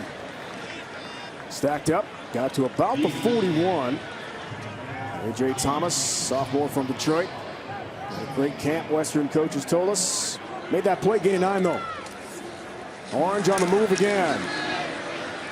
Neal lunging forward. That spot looks pretty good for the Orange first down. Chains move again. Stopped by Alex Grace. Under 2 to go, first half. All 3 timeouts left for Syracuse. First look at the star freshman QB. Here is DeVito. Here is a deep ball. Looks for Butler, overthrows his man, incomplete. And Stephon Claiborne on coverage. He's not shy. He's coming in the game, and he wants to leave his own imprint. I mean, he's been waiting for this moment. DeVito was an early commitment to Syracuse, and he stuck with that commitment. A lot of teams came in on him late in high school because he did so good in the postseason circuits. Second down. Play fake to Neal. DeVito, some pressure. Gets away with a flag down. Custis, sideline route. Jamal Custis has got it for Syracuse. Tracked down by Justin Tranquil. There is a flag down in the backfield. Back at the 36. Let's check out the marker. You can see his ability on that last play. Holding offense, number 59. 10-yard penalty. Second down. Wipe out the play. Would have been a gain of 48 to Jamal Custis. There's Roberts right here making his return. Pretty good player for them in 2016. Now he's going against a guy in Andre Carter, who's a freshman. And look at the move by Carter getting across his face. Carter out of Cass Tech High School up here in Michigan. He was a top 30 player in the state. I didn't think we'd see him today, but they got him in there pretty quick, and he gave Roberts problems. Well, there's no preseason in college football, right? You just have scrimmages against yourself. Exactly. And it's a great opportunity for Syracuse. Play a lot of guys. Second and long, off the penalty, pressure to DeVito, gets a pass off. Mo Neal with a grab. And a good pickup for the Orange, getting some of that yards back lost on the holding penalty. Stopped there by Drake Spears, the weak side linebacker for Western. Excellent pursuit angle by Spears, and we'll see where DeVito goes. Will he go inside, or will he attack outside the numbers? Gain of 7. Sets up 3rd and 12. The freshman gunslinger feels some heat. Down he goes. Najee Clayton, transfer from Rutgers, got there and puts him down. Clayton is coming off the edge right here. You're going to see them move him inside. Look at him work around and over the top of Cody Conway, perhaps their best pass protector. Dakota Martin, number 78, played left tackle at Texas A&M. They kept Conway on that left side, and Clayton, who Coach Tim Dowse was just excited about getting a chance to see him play. He's had a pretty good first half. Syracuse in no hurry here, Chape. 15 seconds left in the half. They do have the timeouts, but with this big 27-point lead, take a timeout here to avoid a delay of game call. 7 seconds to go in the first half. In spots, you've seen some talent from Western Michigan. Overall, I think we've seen that disparity between the lines, that defensive line for Western Michigan. And then you've had Tony Dungy, excuse me. I want to ask you, Chick. Now, he's shaking his head a little bit. You think he's happy about being out in the first half? We met along with Lauren, our great crew, last night. I don't think he's happy. I don't think he's happy about it. With Eric Dungy for half an hour. And this guy is a competitor. He wants to play. Oh, yeah. 60 minutes of football. Boy, you can look at that. That's a great shot by our crew. You look at his face, and it's like they're losing by 27. And this is not the usual situation for Eric Dungy getting pulled in the first half.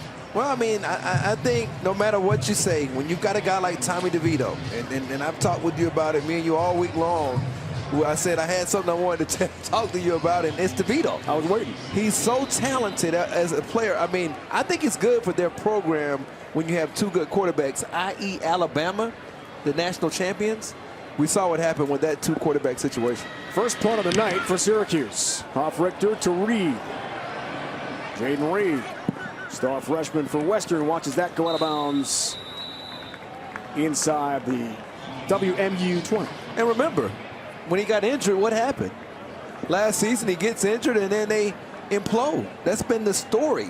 So if you've got a quarterback like DeVito, you've got to get him game reps. 10 starts Eric Dungy has missed in his great Syracuse career. Hasn't finished the season. Every November he's been out. A severe head injury against Louisville, had one against Central Michigan as well at the start of his career. Hurt against Clemson in 2016. He was cleared by one doctor in upstate New York, but not Syracuse team doctors. Did not return to the field that year, and then a broken foot in Tallahassee last year. So, some caution, it appears. Chase Brown, nice run for the freshman back for Western Michigan. Explosive. And he's into the Syracuse secondary. And a first down run at the end of the first half from here in Kalamazoo. One opening 30 for the Orange. All over Western Michigan, 34-7. Verizon Halftime Report is coming your way next. You're watching college football on CBS Sports Network, presented by Geico. College football. College football on CBS Sports Network is presented by Geico. Syracuse all over Western Michigan here in Kalamazoo. And the first ever meeting between these two programs, 34-7. Welcome back to the booth, Waldo Stadium. Dave Chave, rejoined by Lauren on the field in a few moments. What a first half for the Cuse as we check out the Snickers first half stats. It was a big-time first half running the ball. You think about the pace. You think about how this team moves up and down, in and out of the no huddle. And yet they've run the ball down the throats of this Western Michigan defense. I think Western Michigan got punched in the mouth. They came back, but not enough. Eric Dungey credited with 149 rushing yards in the first half. That's just shy, 6 yards shy of a single game Cuse QB rushing record. And with some of the running quarterbacks going on all the way back to Don McPherson at Syracuse, that's pretty impressive. Jamal Custis has been outstanding, looking for that #1 wide receiver. Their defense has stepped up, causing turnovers, creating a short field. Most of their plays have been in Western Michigan territory. There's Custis again beating Tranquil down the field. The touch from Dungey. And these fullbacks and offensive linemen have cleared the way. Physical domination up front for the Orange. Dungey did not finish the first half on the field. Tommy DeVito came in. We'll see about the second half for Dino Babers and the Orange. Short kick. Taken by Ruff. Kenneth Ruff, defensive tackle on the bounce. Returns it for 21 yards. Let's go back to Lauren. Dave, according to Orange head coach Dino Babers, it will be Tommy DeVito again starting, but he said depending on the score, they could get Eric Dungey back in. He said he was really happy with the way his team played, but they could not let their foot off the gas. As far as Tim Lester of the Broncos, who's surprisingly upbeat, said there were some missed assignments on defense, and the key is to getting Dungey or DeVito, who's ever under center, down and keeping them down. They had some issues with assignments as well. As far as offensively, he said we just didn't execute. Now, an update on Davon Tucker, guys. He said that he was in a very good mood when he was being placed on the stretcher, and he went over to talk to him, smiling, saying, "I'm good, coach." Lauren, Ravion Pierce with a fumble. Ali Fayed jumps on a loose rock for Western Michigan. The shovel pass to Vito to Ravion Pierce. Ali Fayed, man on the spot for Western. The Broncos get it right back. Pretty good execution, following behind Roberts again. And then you see Tranquil, and then that man again, Najee Clayton, who's had an outstanding first half. We saw him cause the holding penalty earlier. He comes from behind, knocks the ball loose. Fayed recovers, complete momentum shift, and you did it on the first play from scrimmage in the second half. Broncos badly needed that momentum.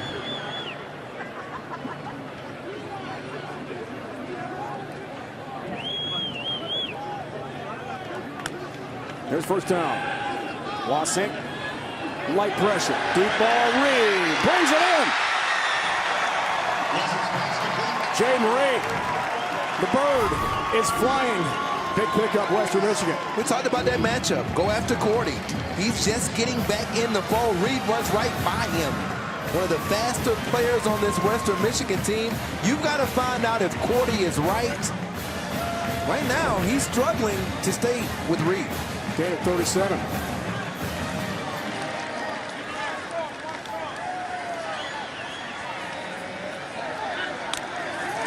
First down, Guthrie blitzing for Syracuse. Dwayne Eskers the catch. Scoot Bradshaw can't find him. Eskridge tiptoes the sideline for a Western Michigan touchdown.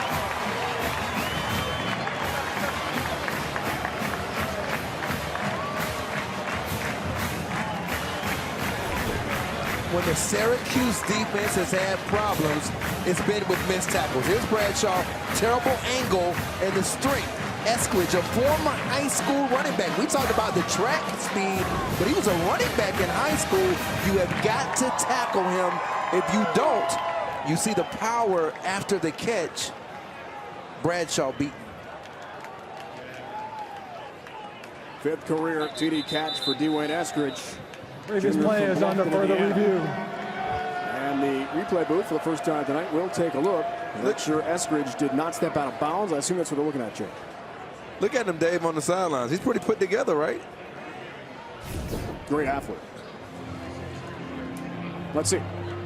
Good job by Wasink getting the ball out, and there's that stiff arm. Close. I don't. Right there. I That see could some daylight. What do possibly you be. think? You got to look really closely. Call the touchdown on the field. Definitive replay evidence has got to be. I don't think that's enough from that I don't angle. think so either. I think I saw a little daylight there between his right foot and the paint. Absolutely. And so it should stand as a touchdown for Western. that would be the question. I don't see much. Pretty good. That was actually a better shot. You can see the green you were talking about. Eskridge is a player that has to take his game to the next level this season. Those types of plays, that will gain the confidence of Wasink even more. They had a pretty good chemistry before Wasink went down to injury a year ago. Field stands. Touchdown. Jeff Heiser, referee tonight. ACC crew confirms the Bronco touchdown. He's had a good night, Eskridge. I mean, just in terms of he's drawn some pass interference penalties.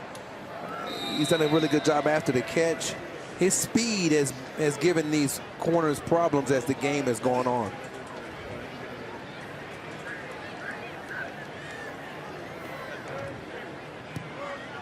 Josh Grant has point after for the Broncos.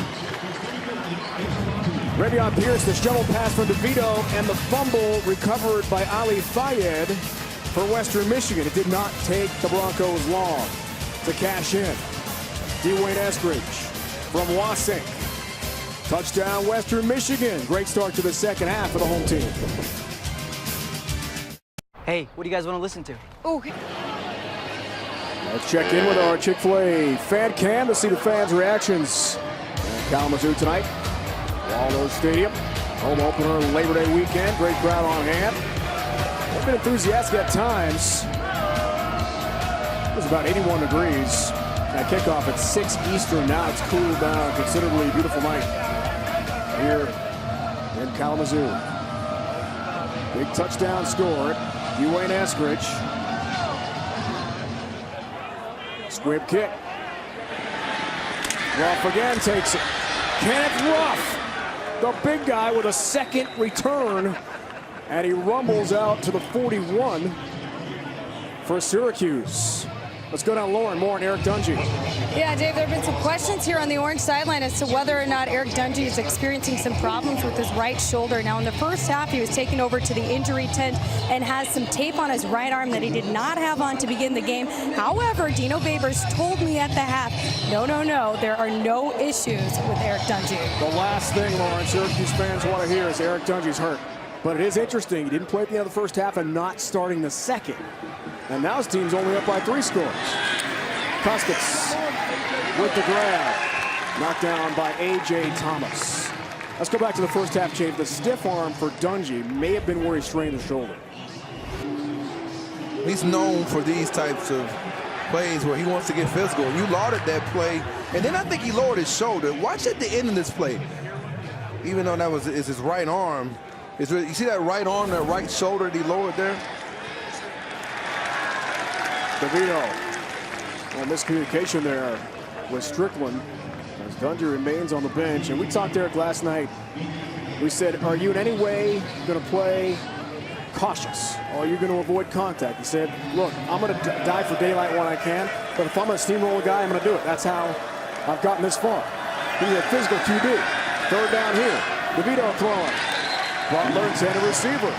Claiborne on coverage, incomplete, and the Orange sputtering here to begin the second half. The fumble, the quick TD for Western, and now Syracuse punts for a second time tonight. And practice is different from the games.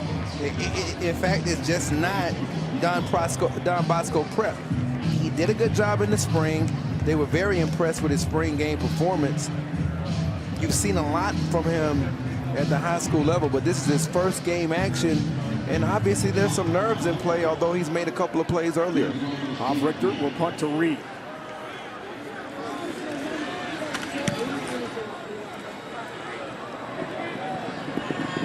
And he kicks for and makes a fair catch at about the 14. So Western gets it right back, only down by 20, and some serious momentum on the Broncos side right now.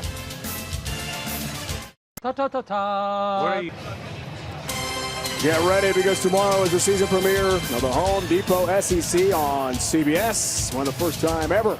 Number 17 West Virginia battles Tennessee. That game in Charlotte at 3:30 Eastern time. And the Mountaineers led by quarterback Will Greer. He is one of your Heisman favorites. He is, in 34 touchdowns, 12 interceptions. Excited tomorrow to go watch Shea Patterson. I'm going to be shooting that Notre Dame-Michigan game. Bryce Love from Stanford. Can he be the second, the third in the last couple of years to be a finalist and then win the Heisman? Khalil Tate, and he's won for over 300 yards in one game before. And Trace McSorley, maybe the best leader in the Big Ten. Game's momentum has shifted sharply here. Western scoring. First drive, second half, the ball right back. Pistol for Wassing. Bellamy makes a nice move. Levante Bellamy showing off that sub-4.4 speed. It's a big pickup for Western Michigan, knocked out of bounds by Scoot Bradshaw. Running behind Mark Brooks on that right side, and also Luke Juriga. He bounces it outside, getting good blocks down the field from his receivers. They're competing outside blocking as well. And when you have a running game like this, wide receivers compete as blockers.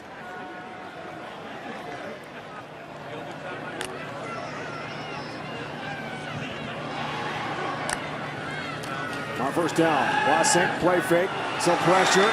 The deep ball, and incomplete. Drake Harris, the Michigan transfer, intended receiver, Christopher Frederick on coverage for the Cuse. Hasn't been the greatest homecoming for Harris. You can see that length almost gets to that ball. That's two near spectacular catches. And timing just to step off with him and Wassink. This game has changed dramatically, and just think, if Tim Wester had gone for it on fourth down at the end of the first half and not elected for the chip shot missed field goal, or at least if they'd scored, it's even more different right now. Yeah, Dave, I couldn't agree with you more about that decision. We'll get to it after this play, but Bellamy looks room. Foster says absolutely not. That's a loss. The ball loose at the end. Foster has to be careful now. Whistles. Let's find out. He's played rough stuff there, no fumble. He's played one heck of a game, Foster. Look at this hit. Wow. He came to play this season, and he's doing it in the opener. And they're going at it right now. A little rough stuff, that's what it was. But to your point, Dave, if you go for it and make that touchdown at the end of the half, you're down by 13 trying to make it a 6-point game right now. Big third down here for Western. Wassink, lots of time. Now scrambles and fires. Incomplete. Harris, intended receiver for the Broncos. It's a big hole for the Syracuse D. Well, you can see they're playing a little bit of zone, and they're doing a good job on that side of playing a 2-deep zone. Cisco's back deep, and you have number 12, Andrew Armstrong, as the middle runner. They do that a lot. They call it subversion of the Tampa 2 defense, and they've had some success with that in the past. One of the best teams on third down in the country a year ago, 13th in the country on third down a year ago. A lot of credit goes to Brian Ward and his packages. Mahalik punts to Cordy. Indicates 4, makes the fair catch at the 29. Now when we come back, will Eric Dungey be on the field for Syracuse or not? It's a 3-score game. Maybe the shoulder's bothering him. We'll find out on the way.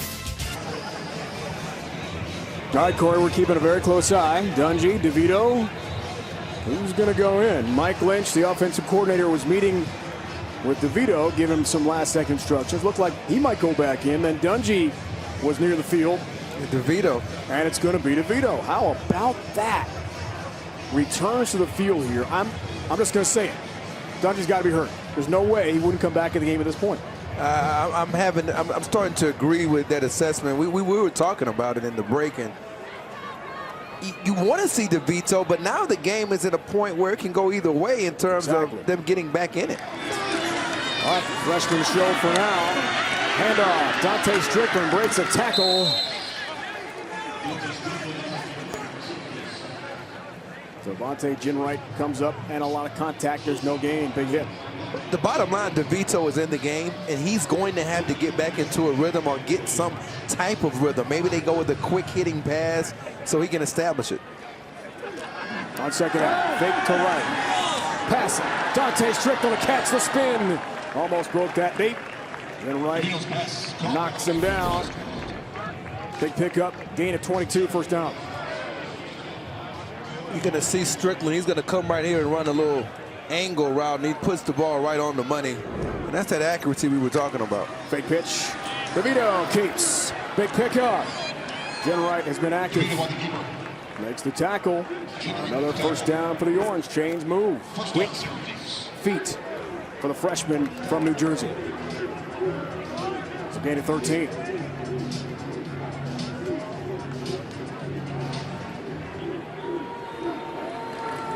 Play fake. On first down, some pressure. Coming there off the edge from Deshaun Foster. And he throws that into the second row here at Waldo Stadium, incomplete.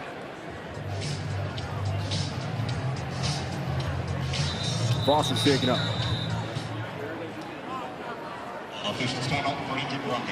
Junior from Detroit. He's gained a lot of weight since he's been in college. I mean, he was a wide receiver at the prep level. That's hard to believe. 260. Actually, ferocious pass rusher. Coach was telling us yesterday what a great camp he had. Yeah, he played a little bit of defensive back at the prep level as well.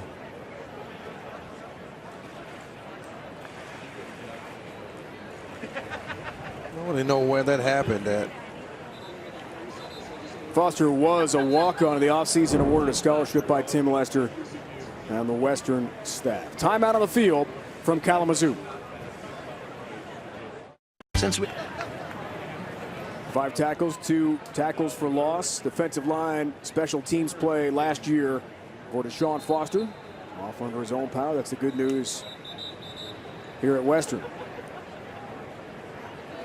You can't really lose a lot of defensive linemen if you're Western, because that's a position, particularly the interior defensive line, where they lack depth. And that's where I think Foster is a player you can kind of move around between defensive end and defensive tackle a little bit. So Tommy DeVito remains on the field as a Syracuse QB. No Dungey. At the end of the first half, DeVito came on with a big Syracuse lead. And it's been Tommy's game since. Keeping a very close eye on number 2 in white on the Syracuse sideline.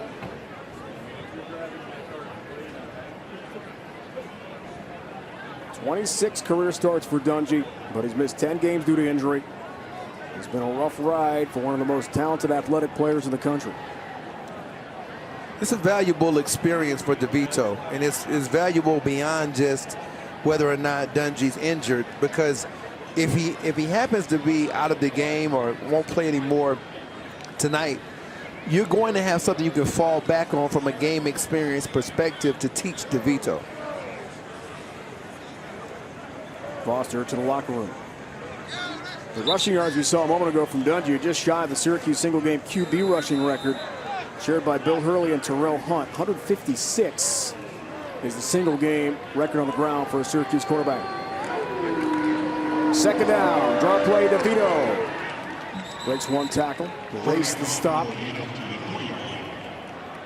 Strong side linebacker, gain of 4 for Syracuse. I think what you're seeing is that the quarterback counter is just a part of Syracuse's offense. So the quarterback runs the ball in this offense, and that's just the bottom line. No matter who's playing quarterback, it's just about that quarterback being able to run the ball. Third down and some movement. And some flags. Offsides, defense, number 58, 5-yard penalty, third down. That's Antonio Balabani. Junior from Macomb, Michigan, guilty party. That's a bad one, Chafe. On a 3rd and long against the freshman quarterback. Well, he's starting to get into a little bit of a rhythm, running and throwing. Now they're going to come in with their big backs. This is a potential run. We've got Kleinberg and Elmore in the game. On 3rd and short, DeVito stumbles, down he goes. And it's a loss for Syracuse back to the 38. So the redshirt freshman loses 3. And now Dino Babers has a decision time.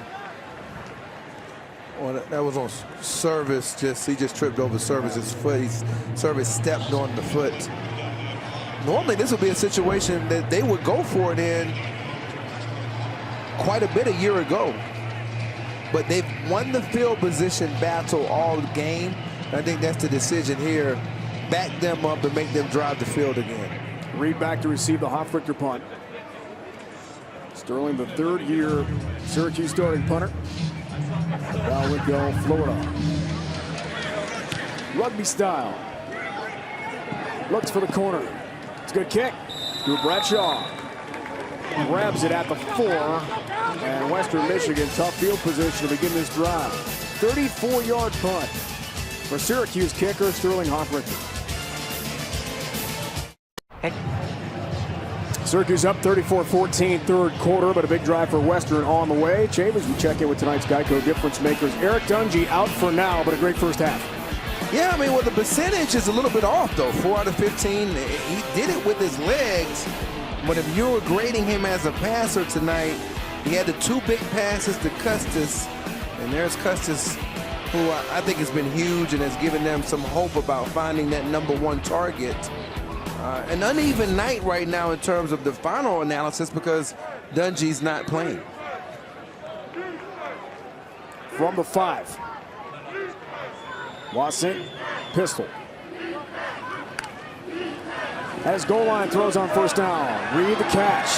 The freshman makes a nice move. Scoop Bradshaw cuts him down, but he's pretty close to that marker. Gets 9. 2nd and short. Extended handoff. Good drive starter. I like Jaden Reed, Chafe. He's got a lot of speed.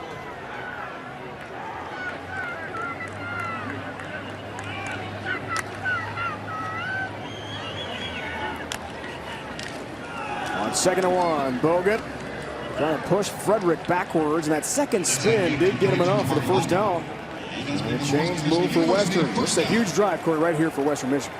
I think so, Dave. And you see Dungey warming up on the sidelines. That looked like a good throw. Yeah, it looks like his arm is okay. I think they know that this game's is kind of settled down, and he could maybe provide a spark if he's healthy and ready to go.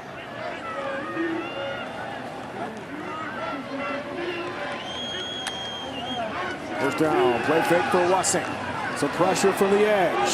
The deep ball, Dwayne Eskridge has got it for Western Michigan.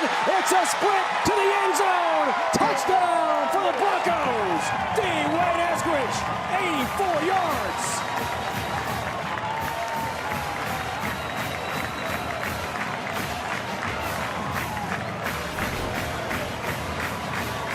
If you want speed, here it goes. And he runs through the zone coverage of Cisco. Cisco doesn't get enough depth. You're expecting him to be in the middle of the field if you're Bradshaw. Even though you get turned around, you're supposed to have a safety in the middle of the field. What a throw by Wasink. And that leadership, Lauren talked about it, it's showing up now. Point after for Josh Grant. And hang on a minute, everybody. This looked like a completely one-sided game, but Dungey's been out, and Western Michigan's been up. Dwayne Eskridge, 2 TD grabs. We got a ball game in Kalamazoo. New game here at Waldo Stadium tonight. After tonight's game, be sure to join CBS Sports Network in the studio where our team of college football experts tackle all the hottest topics on the gridiron. Don't miss Inside College Football presented by Go RV tonight at 1 Eastern on the 24-hour home of CBS Sports. Labor Day weekend. Finally, Corey, it's here. College football, my friend, is back. Did you jump on your RV this summer? I did not. We don't have one currently, but it's in the works. You just never know with the Ryan family. Anything's possible. Well, you've been on the RV and you've driven is possible. the RV quite a bit. What will happen with Syracuse and Dungey? We saw him throwing a moment ago. Will he come back in? And now a 2-score game. Low kick. Riley from his 2. Sean Riley can scoop. Looking for the edge. Thomas turns him back. Good kick coverage by Western Michigan. That was outstanding. Thomas. That was really outstanding kick up. I mean, you think about a fair catcher at the 25, they get inside the 20. I mean, that is rare kick coverage. And this special teams by their special teams coach David Duggan, he's got to be impressed with what's going on in the second half after losing that field position in the first. And it's not going to be Dungey again. Here is DeVito. Well, I think you had the answer to the whole injury. No doubt about it now. Question mark. I mean, it's a 2-score game, and if he was 100%, he's back on the field without question. Another injury question for Dungey. And now it's DeVito's game. 1 play on first down. O'Neal, not much. This defensive line starting to get its legs underneath it. And Wesley French, you see the shot of him right there. He's been tremendous. I think he's continued to battle. Remember, he's playing offensive line earlier in the spring. Play fake for the freshman. Throws the deep ball. Butler on a go route. Can't catch up with it. Stephon Claiborne, stride for stride, with Devin Butler incomplete. You think Butler almost had a chance to get to this one? It's a pretty good touch by DeVito on the outside lanes. He gets a step on Claiborne, the former safety. That could have been a big play.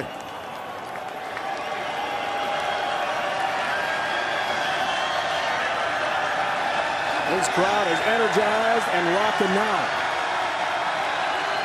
Big third down.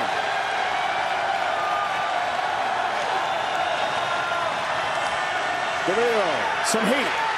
Down he goes. It's a sack for Western Michigan. And a punt time. Kalian DeLore with a heat and a hit. Well, he's right here, and you're going to see him come, and he's going to be going against Aaron Roberts. Now look at him getting a separation with his hands, and he fights back inside.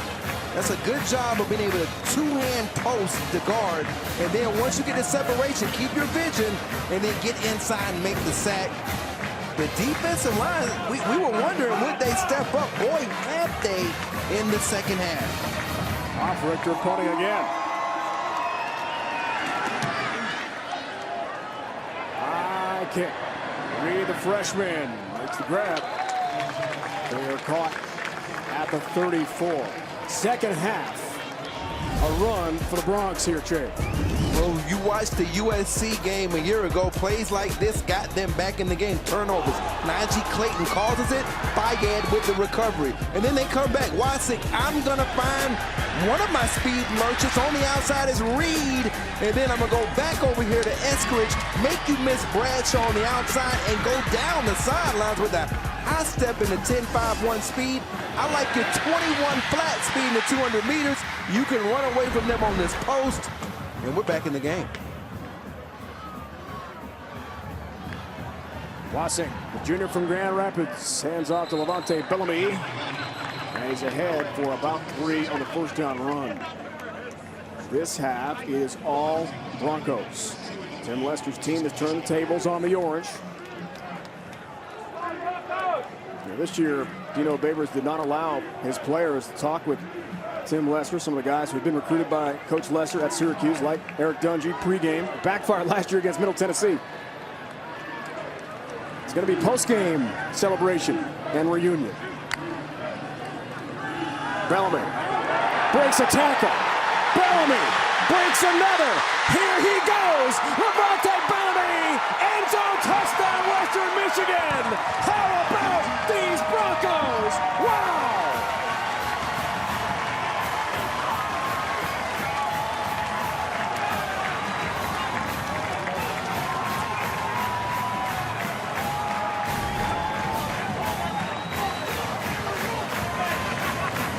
Inside behind John Kenoy, their all-conference center and an NFL prospect.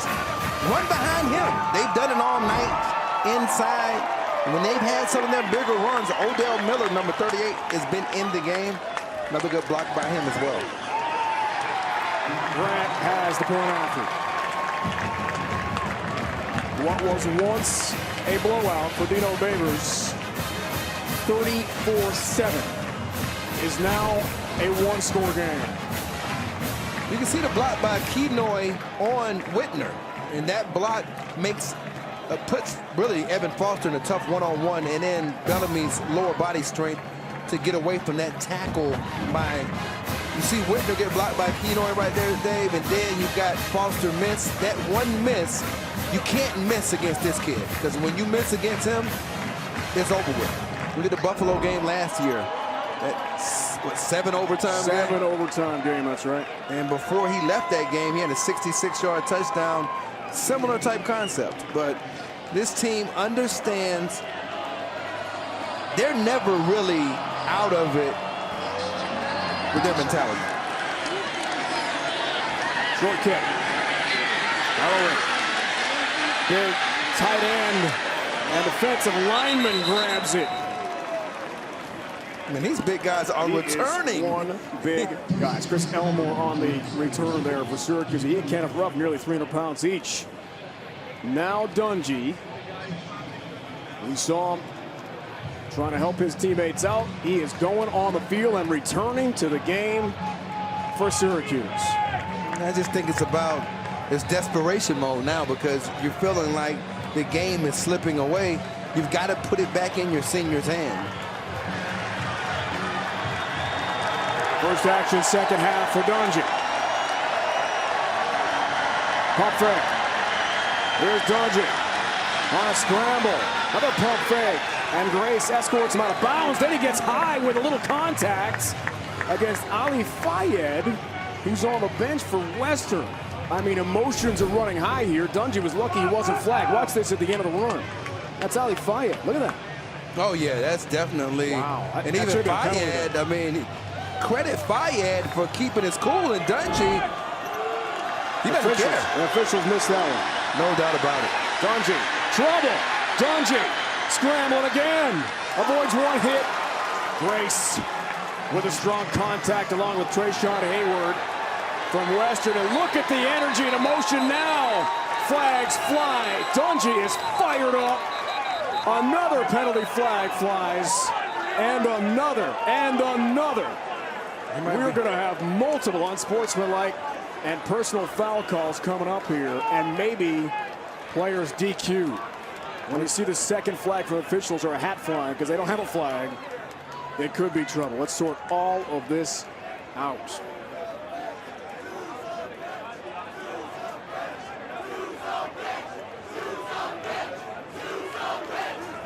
Eric Dungy has come back into the Syracuse lineup, fired up. And with a vengeance. Let's see the latest. Grace, Hayward. Now afterwards, why is he trying to pick him up? Yeah. That's just a terrible idea. Dungy twice has really been involved with contact with Western players. The first time he wasn't flagged. This time he's going to be flagged. Well, he initiated. He did with Alex Grace. No doubt about it. And I think it's the hit by Spears. If you see. Well, Grace, too. It was a good hit. He was still up in the air there when Hayward hit him, and then he lifts him up. It literally drags Grace off the ground, and then some punches, too. And we're going to have some ejections here. Well, Evan That's going to be Evan Adams for sure. The result of the play is a first down. After the play, unsportsmanlike conduct against number 2. This is his first. Personal foul. Unnecessary roughness Number 63, he is disqualified. Personal foul, unnecessary roughness. Number 20, he is disqualified. First down. And that's what Drake Spears. That's what I was talking about, Dave. Retaliates, he's out. Evan Adams Chambers, we thought, is out. That's the first of only 2 you're allowed for Dungy in a game. The second, he'd be DQ'd. A wild exchange. But I mean, I think you hit it on the head when you said he went out of bounds and started the thing with Fayed on the sidelines. I think that got emotions running hot. He runs the ball. Grace makes the hit. And I think from there, we got the scrimmage. 2 players ejected. There's some emotion in this stadium. There goes Adams. An incredible comeback. And Spears to the Western locker room as well. Here for the Broncos in the second half.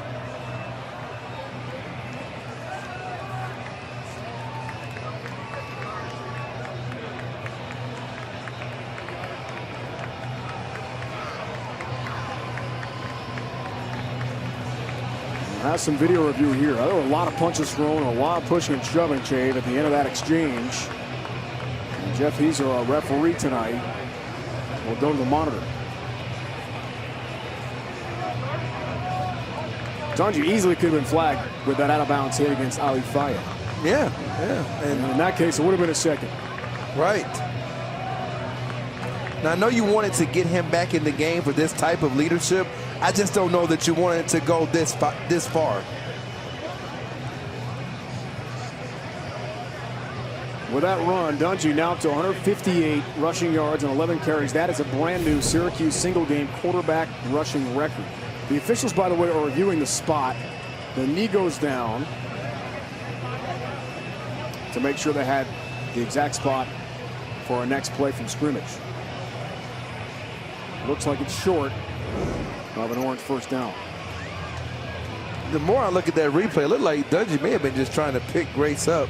That was a little bit different when Do you ever pick an opponent up like that? I don't. Well, I mean, I've ever seen that. It was questionable, but that would be his argument. All right. I'm surprised, frankly, Jay. A senior leader like this, I know he's out for a while, very emotional, want to be back in the game. His team is suffering a little bit with the big comeback, but his emotions are boiling over here. Yeah, you're right. And I think he was a little bit perturbed by that hit. Runner was stopped short of the line to gain. It will be 3rd down and 1. Please reset the game clock to 4 minutes, 41 seconds. Dino Babers told us last night, we came awfully close in a lot of games last year. Florida State played well. Some games in the ACC, Miami, they could have won. Miami on the road played great. And before Dungy got hurt and they got blown out in those last 3 games, he said, we can't be close anymore. We're going to find a way to win these close games. Well, here they are again in a tough one to open up 2018. And they're on the road. And I think that part is a mental hurdle that you have to clear. Syracuse has not won a road game since 2016. 7-game road losing streak entering play tonight. 3rd down here. Hand off. It's Neal. Good second effort. And he does have the Syracuse first down. Got 2. Quiets the crowd. Much needed for the Orange. The good thing about Syracuse, they've got depth. You see Dakota Davis, number 57, leaving the field, along with number 69, Patrick Davis. So those offensive linemen, even though you lose a guy like Evan Adams, you've got other offensive linemen to come in the game. Dungy, hands off. It's Neal. Not much. Maybe back to the line of scrimmage. Ali Fayed at the bottom of the pile. Trayshawn Hayward, sophomore from Ypsilanti. Involved in the hit, too. No gain. He's had a pretty good second half. He was involved in the Dungy hit just a couple of plays back, and he's been active here in the 3rd quarter. Dungy, second down. Throws. Neal spins, makes a great catch. Claiborne trips him off. Tremendous grab there by Mo Neal, the junior from Gastonia, North Carolina. Neal has always been a really good receiver. You see the one-hand catch, and then he's able to make Hayward miss. And carries here. Hayward puts him down on first down. That catch from Neal was good enough for a Syracuse first.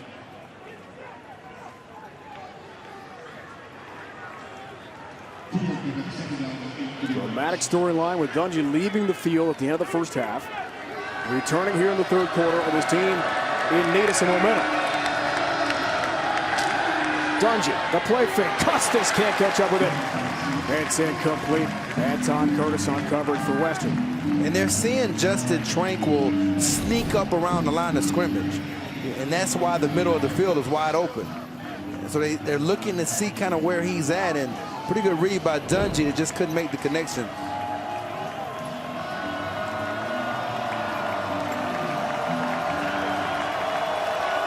Here's Tranquil right here. He's back in the deep middle now.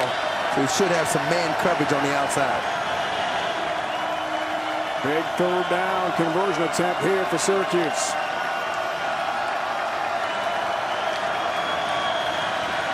Dungey, loads of time. Now he's flushed. Some pressure for moments, and a flag goes down. And if that's a face mask on the freshman Corbin Moment, it's going to be an automatic first down for Syracuse on what would have been a big stop for Western. Let's find out.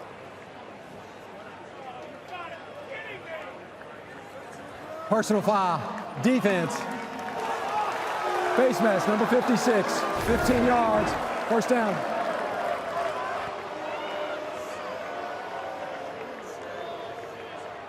Dungey trying to throw that left-handed. That's how athletic he is. What an ill-timed penalty for Western. The redshirt freshman from Vero Beach, Florida. Automatic first down. You've got to be able to just accept, if you're defensive coordinator Tim Doust, you've got to be able to just accept some of those types of penalties and chalk it up to youth and continue to have these guys get after a quarterback who had to leave the game earlier. All right, Syracuse. Custis, one-handed grab. Jamal Custis makes a tackler miss. He's into the end zone for a Syracuse touchdown. A spectacular play for Custis and the Orange.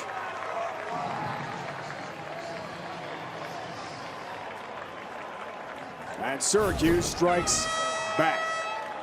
Well, he's matched up one-on-one with A.J. Thomas. He makes the move after the outstanding catch. And this kid right here, Custis, is blossoming right before the Orange coach's eyes. That is just a tremendous snag. You've seen some of these big-time plays from him before. I thought he played pretty well against Clemson last year and also showed up against Florida State. Schmidt has got the PAT. Custis has got himself a big game. 5 catches, 118, and 2 touchdowns. No longer just a red zone threat, Corey, Jamal Custis. Well, when they moved him to the slot in the spring, it opened up some things. And you're going to see Dungey just get excited. He's a fiery player. Look at him. I mean, he just loves the game. And he turned to the Western bench, didn't he, on that one? And he gave him the money sign. Is that right? Oh, man. You get the new version of Dungey every other rep. It seems like something else catches your eye. Is that the Johnny Manziel money sign? Yeah, it was. It was. He plays with a lot of emotion. That's what fuels him. And I think that's why they put him back in the game. He's not worried about what people think about his style of play. He's going to continue to play the way he plays. And this team, they respond to him. It's a big reason why they were in those games on the road. He just has to get them over the hump. Drives like that give your teammates confidence.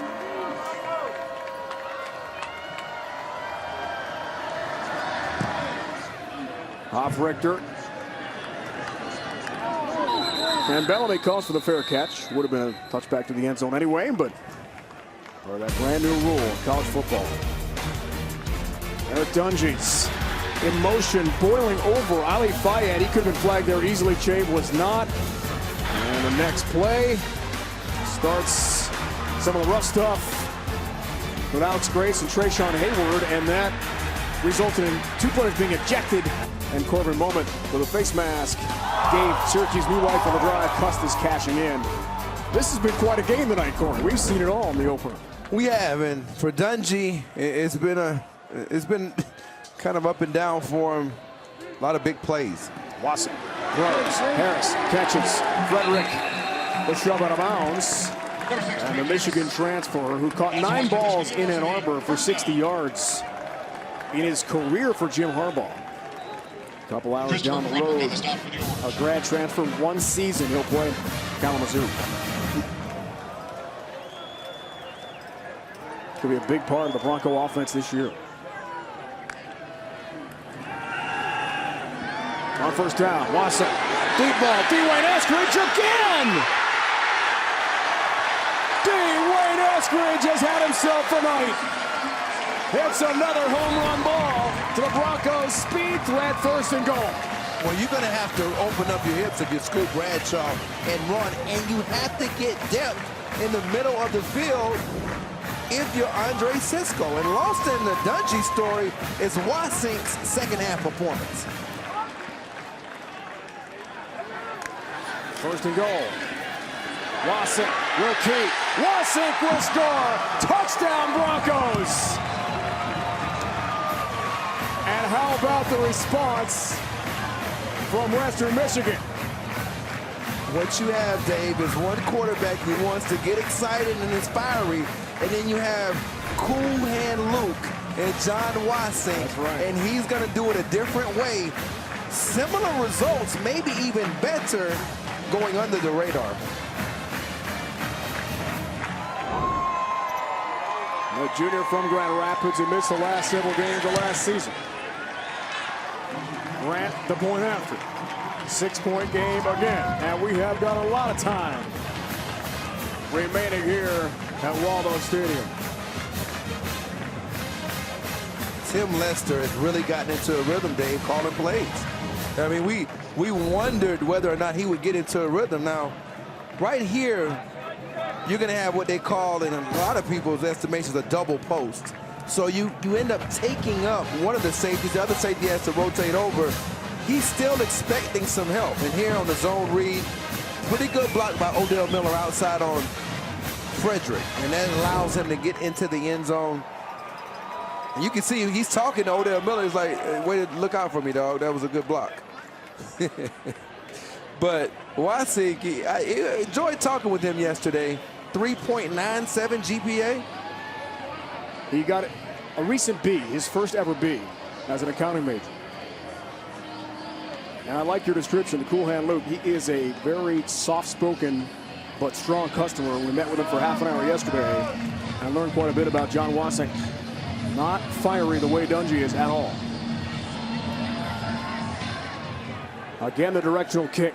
We've seen Elmore. We've seen Kenneth Ruff return. And it's worked out pretty well for Syracuse. It's worked out amazing. I mean, how can you? Are you going to stop these? That's Shaheen Cullen, one of the upbacks.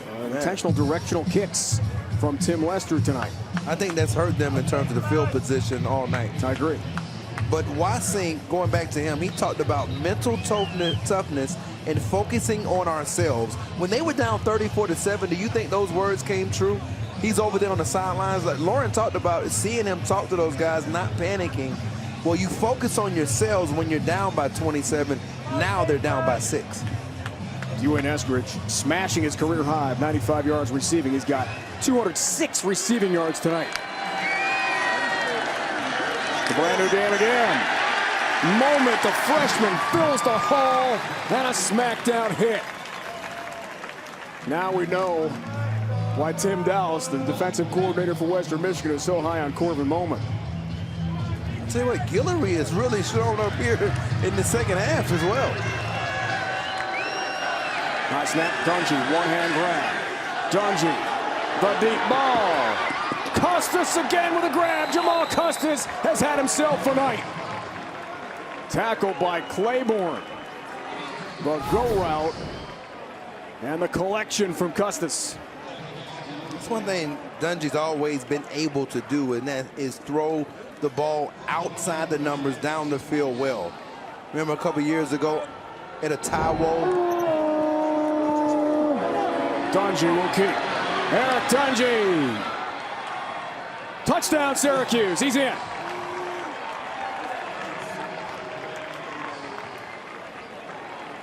Call the touchdown on the field. Let's see. It was close, I thought. We'll probably take another look at this one. Yeah, he's short. Yeah, that left elbow is If down. you can definitively see the knee hitting before that elbow went down shy of the goal line. If it counts, his 21st career rushing touchdown. Gonna wait for the video review, possibly from the booth.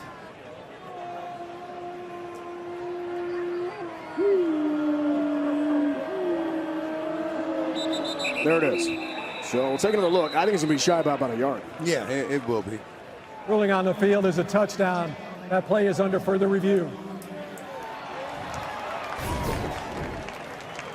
Dungey has 184 rushing yards in the game tonight. If this stands, well, there's the ball down. It has to break the plane before the knee touches or the elbow touches. Elbow counts too as a point of contact. So I think in between the 1 yard line and the half-yard line, Shave. Yeah, they would probably spot it down just a little bit back before that elbow hit down, because his left knee had hit down. So you're actually going to have it back maybe a little bit further. And you'll see when this left knee hits down right there, right in that area, that's back a little bit further. So I would probably spot it at about the 1.5 yard line, but we'll see.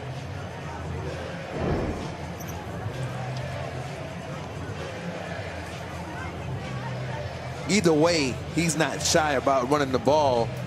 Injury, no injury, he's going to run the ball, and he's not going to back away from it at all. The alpha male, aggressive type, without question. And what did he tell us last time? He's up to about 235 pounds. And yeah. He's been working out. We talked about with the competition with Kyler Whitner, his roommate, and Rex Culpepper, some of the roommates together on the Syracuse Hill. And they don't line up, you know, bottles of other stuff. Like I say, they line up big jugs of protein shakes. That's what. So they make sure they're getting all that down. Maybe a bottle or two. Maybe a bottle or two as well. Maybe one. Orange After juice. further review, the runner was stopped short of the goal line. The ball be placed at the 1 yard line. It'll be 2nd and goal. There you go, at the 1. So no touchdown for Dungey yet. And right now, if you're Western Michigan, what they've done a lot down here, they're going to move number 36. So you're going to probably see him move at some point, and they're going to run the ball inside of him, and they're going to lead with number 31, Kleinberg. 41-36 is the score here. You see they moving. We knew that was coming. No more. Strickland, easy touchdown for Syracuse. Took one more play in the orange in the end zone. Again here tonight at Kalamazoo. And that's been their short yardage play today with those two guys in the game, Kleinberg and Elmore. So if I'm Western Michigan, the next time they get in that formation, you want to bring more pressure and try to clog up some of those gaps that they're creating. You see, he kicks out, and then Kleinberg leads up, and it's a touchdown. Number 31, Kleinberg, what a block that was on number 23, Hayward. So it's really, when you've gotten the red zone success tonight, it's been behind Elmore, Kleinberg, and then an offensive line holding the point.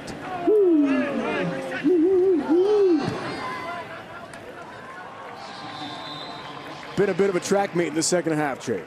6 touchdowns scored in the third. And Eric Dungey back on the field with a vengeance for the Orange. He told us last night, the last thing I want to see happen is my season, my legacy, my career derailed by yet another injury.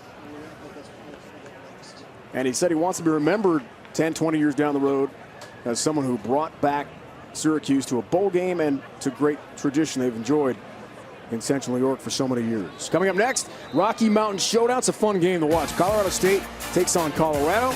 See who will go home with the Centennial Cup. Rocky Mountain Showdown in Denver, right here in the 24-hour home of CBS Sports. What does Lauren think about her Colorado Buffaloes? I know LG is rooting for the Buffs from Boulder, no question about that. 9:39 is the official kickoff time right now here on CBS Sports Network, so stay tuned, Pac-12 and Mountain West fans. Yeah, Lauren was talking with me about Philip Lindsay He made the Denver Broncos team. And the former running back in Colorado, what a career he had, a smaller running back. And he overcame all the odds and made that Denver Broncos football team. Great story for the Buffaloes. Bellamy takes a knee.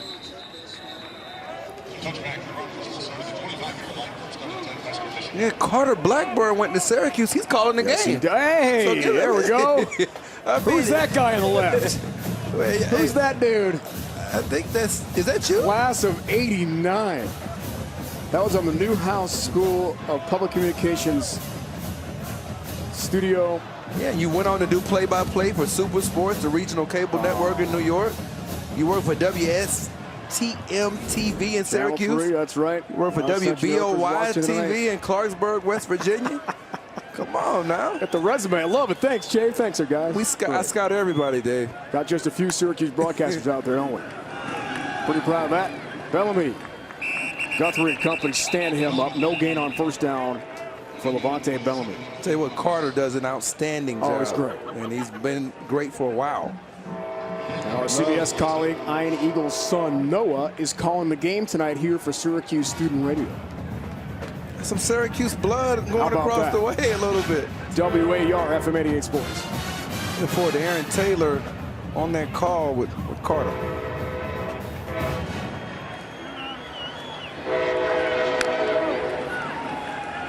Second down. Wasink. Askridge continues a huge night.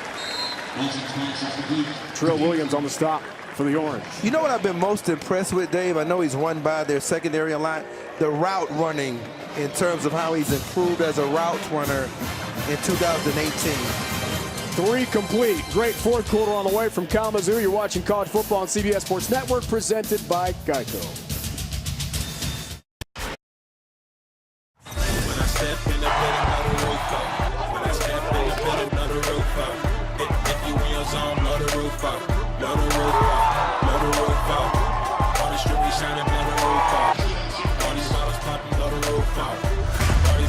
Ready for the fourth from Waldo Stadium in Kalamazoo. Syracuse's 7-game road losing streak entering play tonight. Haven't won away from the Dome since October 22nd of 2016 at Boston College. 0-5 last year away from Central New York at LSU, NC State, Miami, Florida State, and Louisville. All Cuse losses. Maybe that changes tonight. Western Michigan has never beaten a Power 5 team here at Waldo Stadium.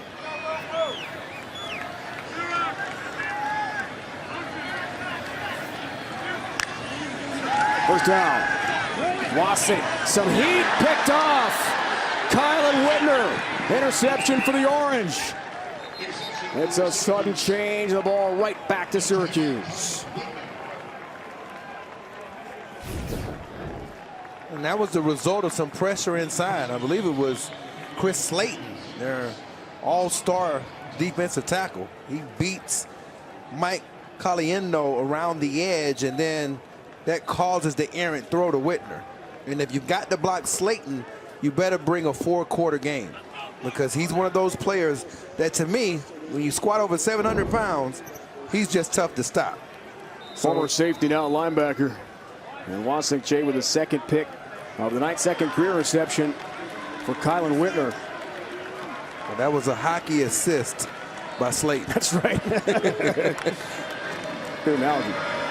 On first down, Dungy keeps Dungy loose. Eric Dungy, end zone, touchdown Syracuse. 27 yards. Eric the Great is back. Well, it's the quarterback version of the quarterback counter again. This time he's running behind a guy who started a lot of games last year, Sam Heckel. Another guy, he's the backup center. He's like their 6th offensive lineman. You lose a guy like Evan Adams, you can bring Heckel in. It's a good problem to have, too many offensive linemen. Look at those numbers for Dungy tonight. 193 rushing yards for a quarterback. Schmidt has the PAT.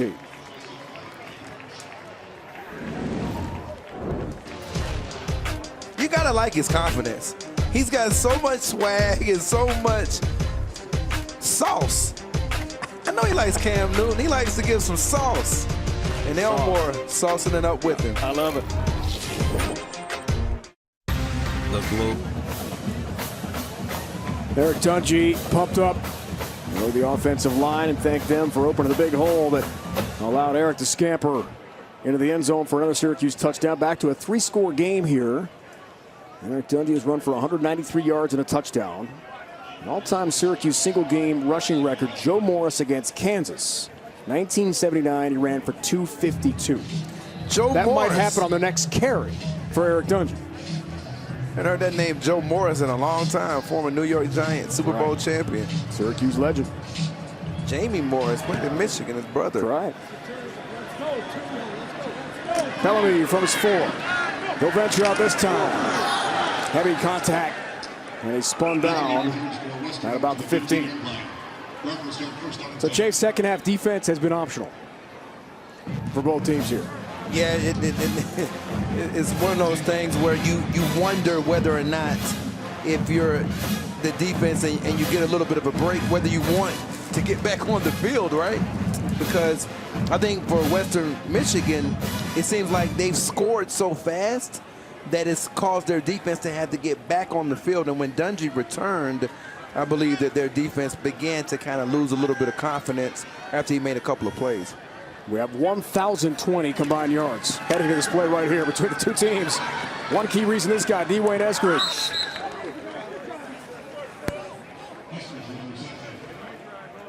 Cut down by Trill Williams.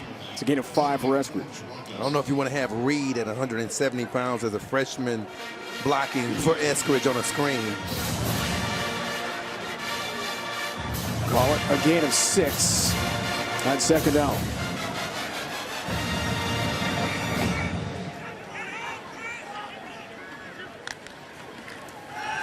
Wasik, pump fake.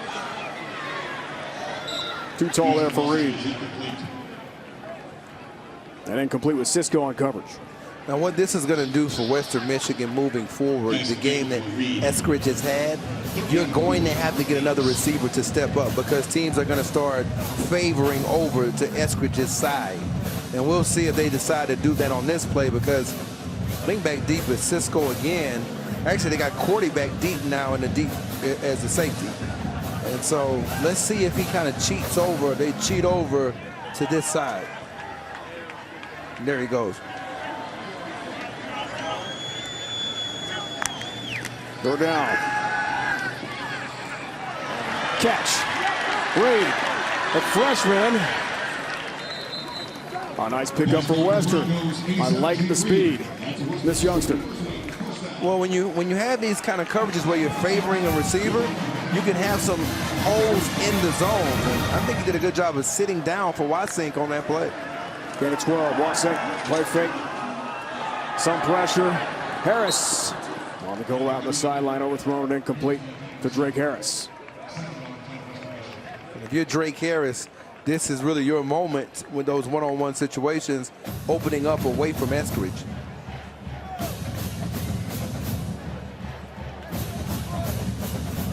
Eskridge tonight, 224 receiving yards. Single game Western record. Corey Davis, a big star of that 2016 PJ Fleck undefeated team. 272 against Ball State in 2016.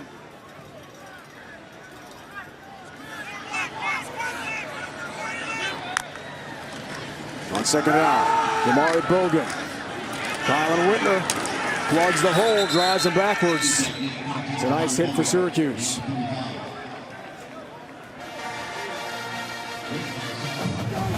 I think Kylan Whitner is on his way to having a really big season.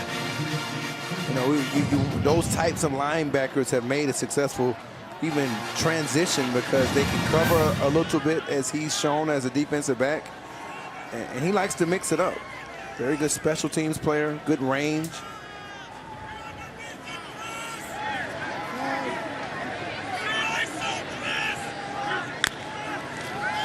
Go down. Wasink, some time. Delivers too tall though for Reed. And the freshman at 6 feet, 170 pounds, can't elevate and bring that in. For those of you tuning in for the Colorado State game, you'll be able to find that online at cbssports.com/CBSSN. As soon as it kicks off, and of course we'll get you out to Denver immediately after the conclusion of this game. The kickoff is set for 9:39 Eastern Time between the Rams and Buffs. That's in 9 minutes. It's a big play. They've got to find a way to pick up this first down with 12:50 remaining. Hoping to convert. Wasink, some pressure, tripped out. Kendall Coleman in pursuit with a big play for Syracuse. And on downs, the Orange gets the ball back. Loss of 2. We had them a couple of years back, and he was doing some of the same things, Dave. Wasink and the Bronx needed that one badly. Kendall Coleman says no. Sports fan. All right, Corey, let's revisit our keys to the game, brought to you by America's Navy. Well, they've attacked the corners, but it started with the safety, Tranquil, and Custis has 168 yards receiving. Jamal Custis, they've done a really good job of stopping the run on first down. For Western Michigan, they've definitely stretched the field in this half, and we've seen it with Eskridge over 200 yards receiving. And thus have scored 35 points. Get lined up, haven't done that successfully the entire game, got better for a stretch in the second half. 8 plays of 20-plus yards for Syracuse, so they haven't got lined up enough. The speed element of Syracuse's offense has not really been there, though, throughout the game. Here's first down. Mo Neal, stopped by Tranquil. 21, Mo Neal. Justin Tranquil made it very clear to us in our meeting with him yesterday they were not going to be intimidated by playing Syracuse. He also said it's going to be tough to stop Eric Dungey. Very tough. We watched film on him really from last spring all the way to this game here tonight. And when he's on the field, the Orange really rolling. 41 points advantage with them on the field. Negative 21 with him off. So I don't know if they have confidence if he goes down at this point with what they saw from DeVito. I thought he played average in his first career action. Second down. Syracuse in no hurry at this point. Mo Neal, stopped by Alex Grace for Western Michigan. I really like this formation that they're able to go to. And it involves Elmore and obviously Kleinberg, but they can mix things up. They can go pace, they can spread you out, they can go 3 wide, 4 wide. Syracuse can throw a lot at you offensively now. I think that will help them, and help them against Clemson a year ago, help them a little bit against Florida State. Being able to mix up your formations keeps defenses off balance.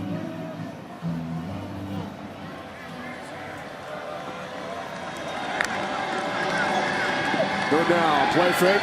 Here comes some pressure. Justin Tranquil trying to trip up Dungey, which is no easy matter.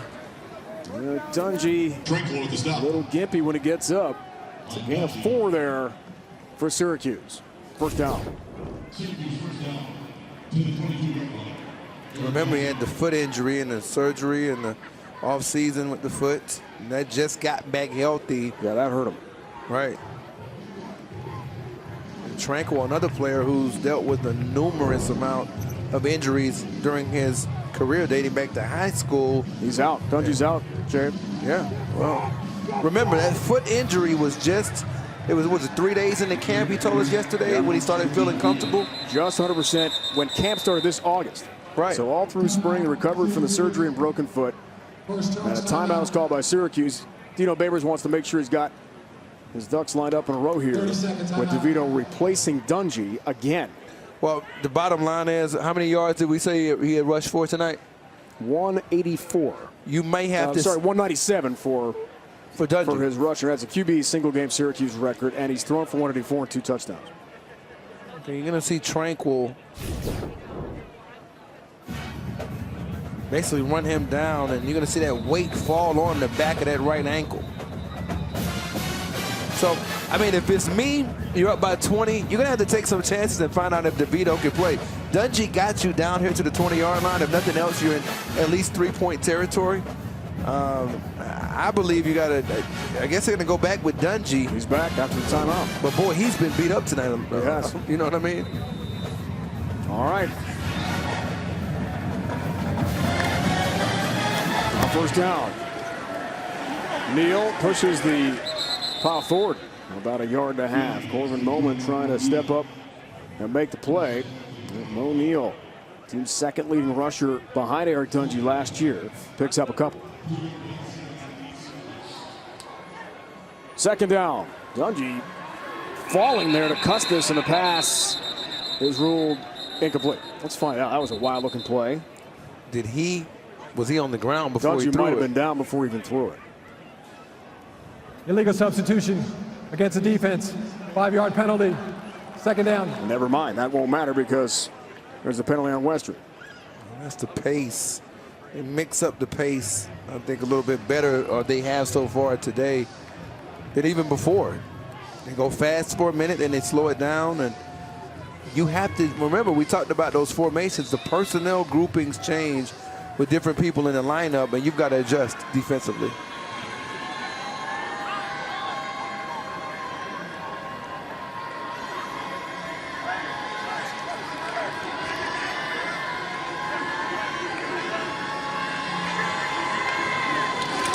Dungey, Moe again, patient, drives forward. Looks like he's about half a yard shy of the marker for the first down for Syracuse. Colorado State game is underway and now available at cbssports.com/CBSSN. We'll get you out to Denver for the Rocky Mountain Shootout as soon as this game is over here on CBS Sports Network. Be sure to log on and stream that game until we finish up here in Kalamazoo and send you out to the Mile High City. Great rivalry on the way for the Pac-12 in the Mountain West. Third and short.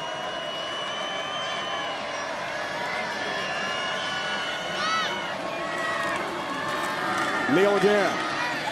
Corbin Moment met him, trying to drag him backwards. All depends on the spot.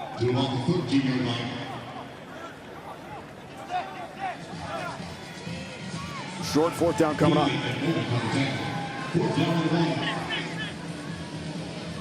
Got a bunch of offensive linemen who are like, let's go for it. Let's go ahead and run more time off the clock.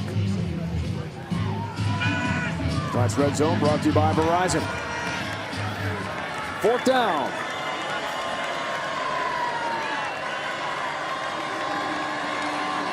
Dungey, Neal, first down and then some for Syracuse. Tripped up last second. Almost had another orange rushing touchdown. He's down inside the 10, and it'll be first and goal for Syracuse. It's just a basic power concept.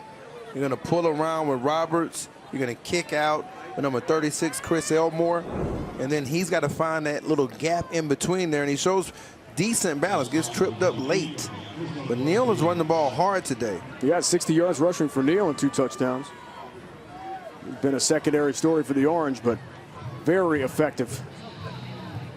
And a 1-2 punch with Dante Strickland.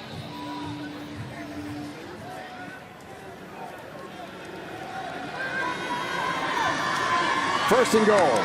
Neal stays busy. Those feed him a rock. He slides off right tackle for a short gain. He's just going to run the same play. Power, power, power.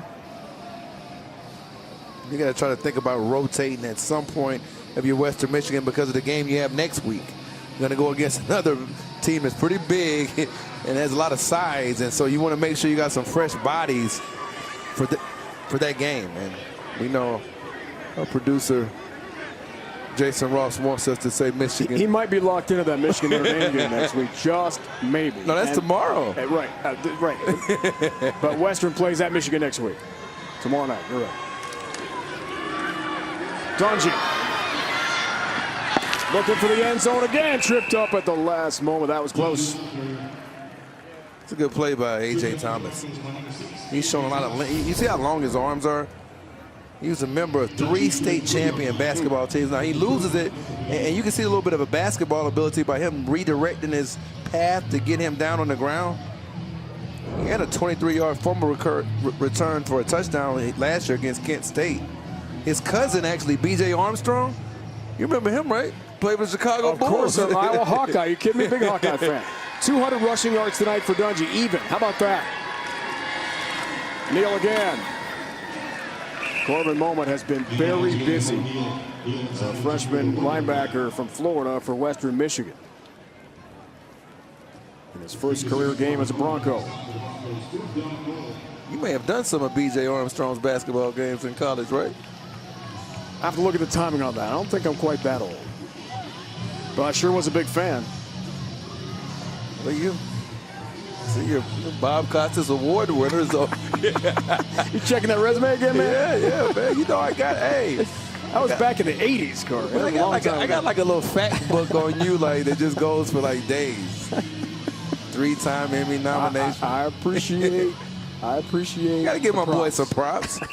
Timeout call by Dino Favors at Syracuse. You're up by 20, and a 4th and goal coming up.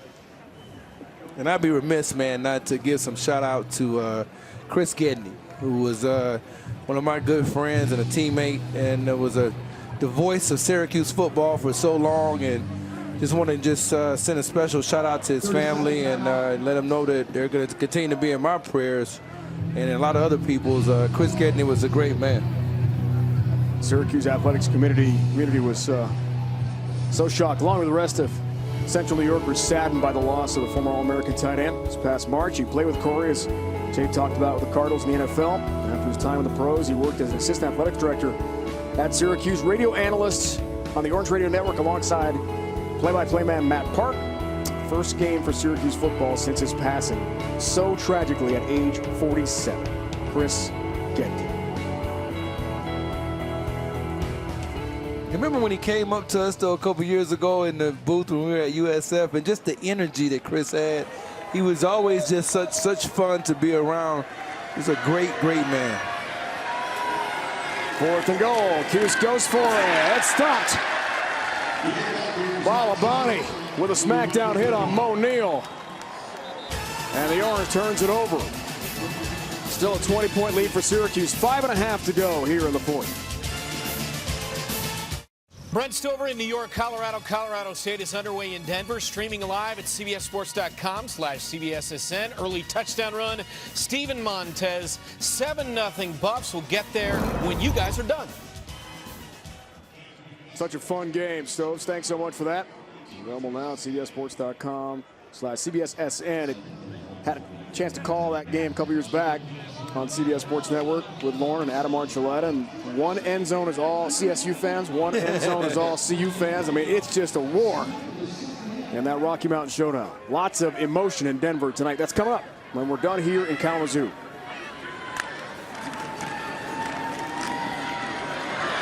First down and a big run. Chase Brown, a freshman for Western Michigan, scampers for first down yardage. That's some things for Syracuse that they're going to have to shore up before they get into ACC play. And for Western Michigan, there's some positives moving forward with their ability to make that big play. That was something that was lacking in this offense a season ago.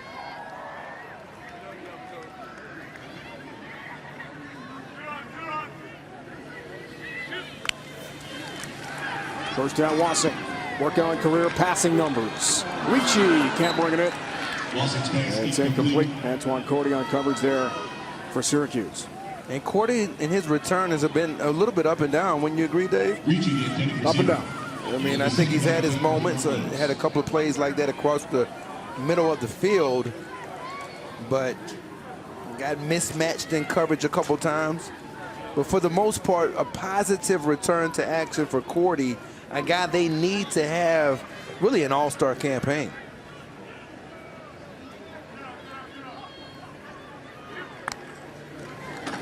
Second down. Wasik, some time. He delivers. Catch. Reed, the freshman, makes Frederick miss. Finally knocked out of bounds there by Evan Foster for Syracuse. And he is exciting. I know when we talked to Tim Lester, their head coach, he called him dynamic. He had 20 touchdowns at Naperville Central High School in his career. You can see why, because he's one of those jerky players, hard to get your hands wrapped around him as a tackler.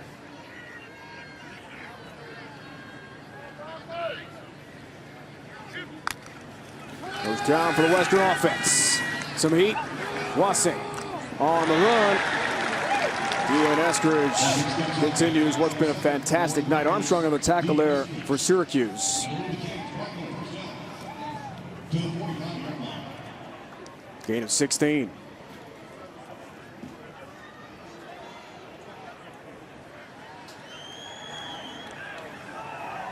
Eskridge has caught 240 yards worth of passes tonight. Wasink. Reed, the catch, the move. Eventually dropped by Evan Foster. Another big pickup for Western Michigan as they continue to glide with ease up the field here against the Syracuse defense. And Wasink is showing a number of different passes tonight. He's shown the post route. He's shown the deep end, the deep square end, the outside the numbers. He's giving you the full array. Chase Brown. Armstrong steps up. First contact. Brown just kept on going. Somehow pushes the pile forward and kept on trucking. No one was able to put him down on the field. The freshman for Western Michigan chews up some more yardage. A gain of 12 more for Chase Brown. And this offensive line has had its moments tonight. They're creating a push here well deep into the fourth quarter. Speaks to their conditioning.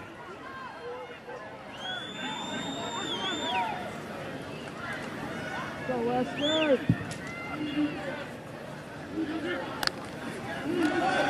First down. Wasink again fires. Reed got the catch. Touchdown Western Michigan. Jaden Reed. First career touchdown catch. And they've got reason here in Kalamazoo to be excited about this young man's potential.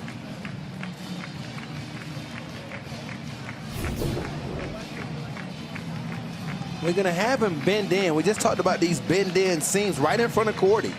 So you get around the linebacker, Whitner, and in front of Cordy. Tough throw by Wasink. Does it perfectly. Josh Grant has PAT. Another cash in for Western Michigan. Not going to go down quietly here, Chafe. Hey, you can't go down quietly if you got Jaden Reed. Bird is the word. What you need. Bird is the word. From the College football on CBS Sports Network is sponsored by America's Navy. It's not where the sea takes you, but who it makes you. By Snickers. You're not you when you're hungry. Snickers satisfies. And by Sam Adams. Fill your glass. 55-42 game here. Onside kick coming up, we assume, for Western. Colorado State game underway, now available at cbssports.com/CBSSN. We'll get you out to Denver as soon as this game is over here at Waldo Stadium in Kalamazoo.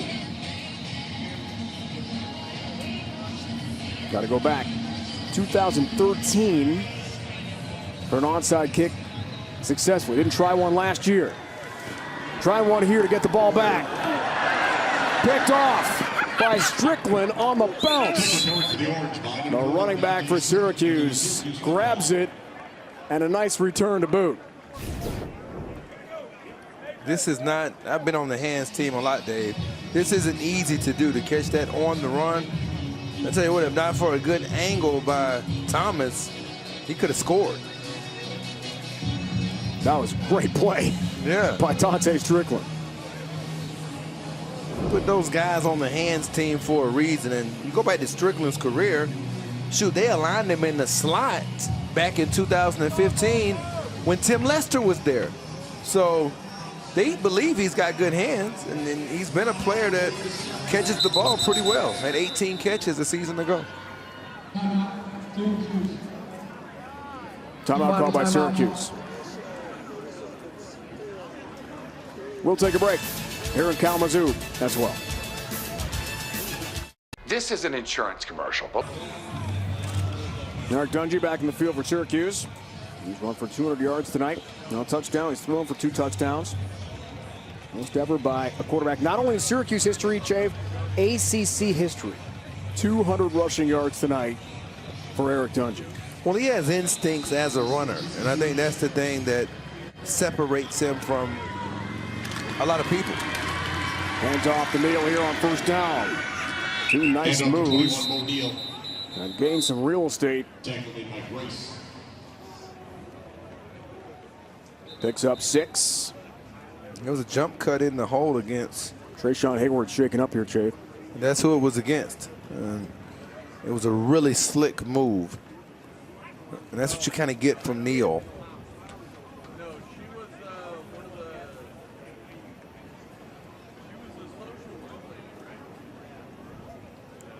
Tough game for injuries for Western Michigan tonight. And after what they went through a year ago, you hate to see that occur in the opener. You see him coming up right there inside, and then you see that move right there by Neal, and he gets kind of bounces off. It's good contact balance by Neal. And his helmet kind of gets into the framework of Neal's padding. Timeout on the field here at Waldo Stadium. In New York, Colorado State. He's streaming live at CBSSports.com/CBSSN. Steven Montez, Katie Nixon, touchdown, 14-0 Buffs. We'll take you there when you guys are done in Kalamazoo. What a throw, Brent. Thanks. Yeah, Montez is start for the Buffs. 6'5". I mean, if he can put together the year that many anticipated in him having a season ago, who knows where Colorado can go.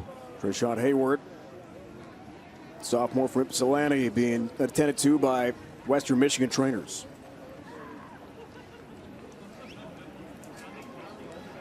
So a lot to unpack in this game tonight. Injury status: Eric Dungy returns, runs for ACC record 200 yards for a quarterback, throws for 184, 2 touchdowns, runs for a score. Energy and emotion, penalties to be addressed, ejections. Well, the bottom line is Syracuse hangs on, and they're going to break a 7-game losing streak dating back to October of 2016 and begin 2018 in style by winning their 5th straight opener, all on Friday nights, by the way. I don't know if I would get too much into the score of an opener, however. Remember last year, Western Michigan lost to USC 38-24. Second down, it's Neal. And they were on the road in that game. So you don't need to get too involved in the score. Just be happy with the win and move on. Oh, great. Timeout call here. Well, when you haven't made a bowl since 2013, haven't been ranked in 17 years, every step in the right direction is the right step for your favorites in Syracuse. No doubt about it. It's hard to win away from the Dome. 55-42 game here. Third down for Syracuse. Dungy, Neal again. Seen a lot of this. And another first down for the Orange. Thomas brings him down. Chains move one more time for Syracuse. So what do you think? You think this Syracuse team has a chance to win 7 or 8 games? Or do they look impressive enough on the defensive side to you? Defense needs some work. Yeah. Dungy's got to be upright. But I love that offensive line if I'm a Syracuse fan. I mean, Wagner next week at the Dome, I assume is a win. Right. You assume? And I agree with you about the line. They've even got Conway over at right tackle now. First down. Neal again. Thomas again. Upends him. Nice hit by A.J. Thomas. And I think the transition for Western Michigan, D, going to Tim Lester calling plays, at first a little uneven in the first quarter. He had to get his feet wet again, right? He did. And then as he began to settle down, their team took off, particularly in the second half on first down. They were struggling on first down. To me, that has something to do with the play caller. But in the second half, as he settled down, you could see his potential is pretty good calling plays. One of the all-time great quarterbacks in Western history, returning to his alma mater. It's Neal looking for a third touchdown run of the night. Nice second effort. Drives the pile forward to about the 5. So next week, Wagner at the Dome, FCS team. Then for Syracuse and Dino Babers, you're into the ACC with Florida State. Has a home game in Syracuse. UConn from the American Conference got drilled by UCF in their opener last night in East Hartford. Clemson. Pitt probably improved this year under Coach Narduzzi. They're going to be a better team, no question. Yeah. I think that Pittsburgh game is a swing game. You make it through those first couple of games, and if you got 3 wins, that Pittsburgh game could be huge if you want to go bowling. Tunji, Tania again. Thinking about a third touchdown. He's stopped just shy in the final seconds. 97 points, most combined points in a season opener for both teams in school history. Ever. That's something. And Syracuse is going to win this game 55-42 over Western Michigan. For Lauren Gardner, Corey Chavis, the entire crew, I'm Dave Ryan saying so long from Kalamazoo. It's been a presentation of CBS Sports Network, the 24-hour home of CBS Sports. Now let's send it to Carter Blackburn, Aaron Taylor, John Triffin, Colorado State. That game underway. The Rocky Mountain Showdown. Guys, take it away.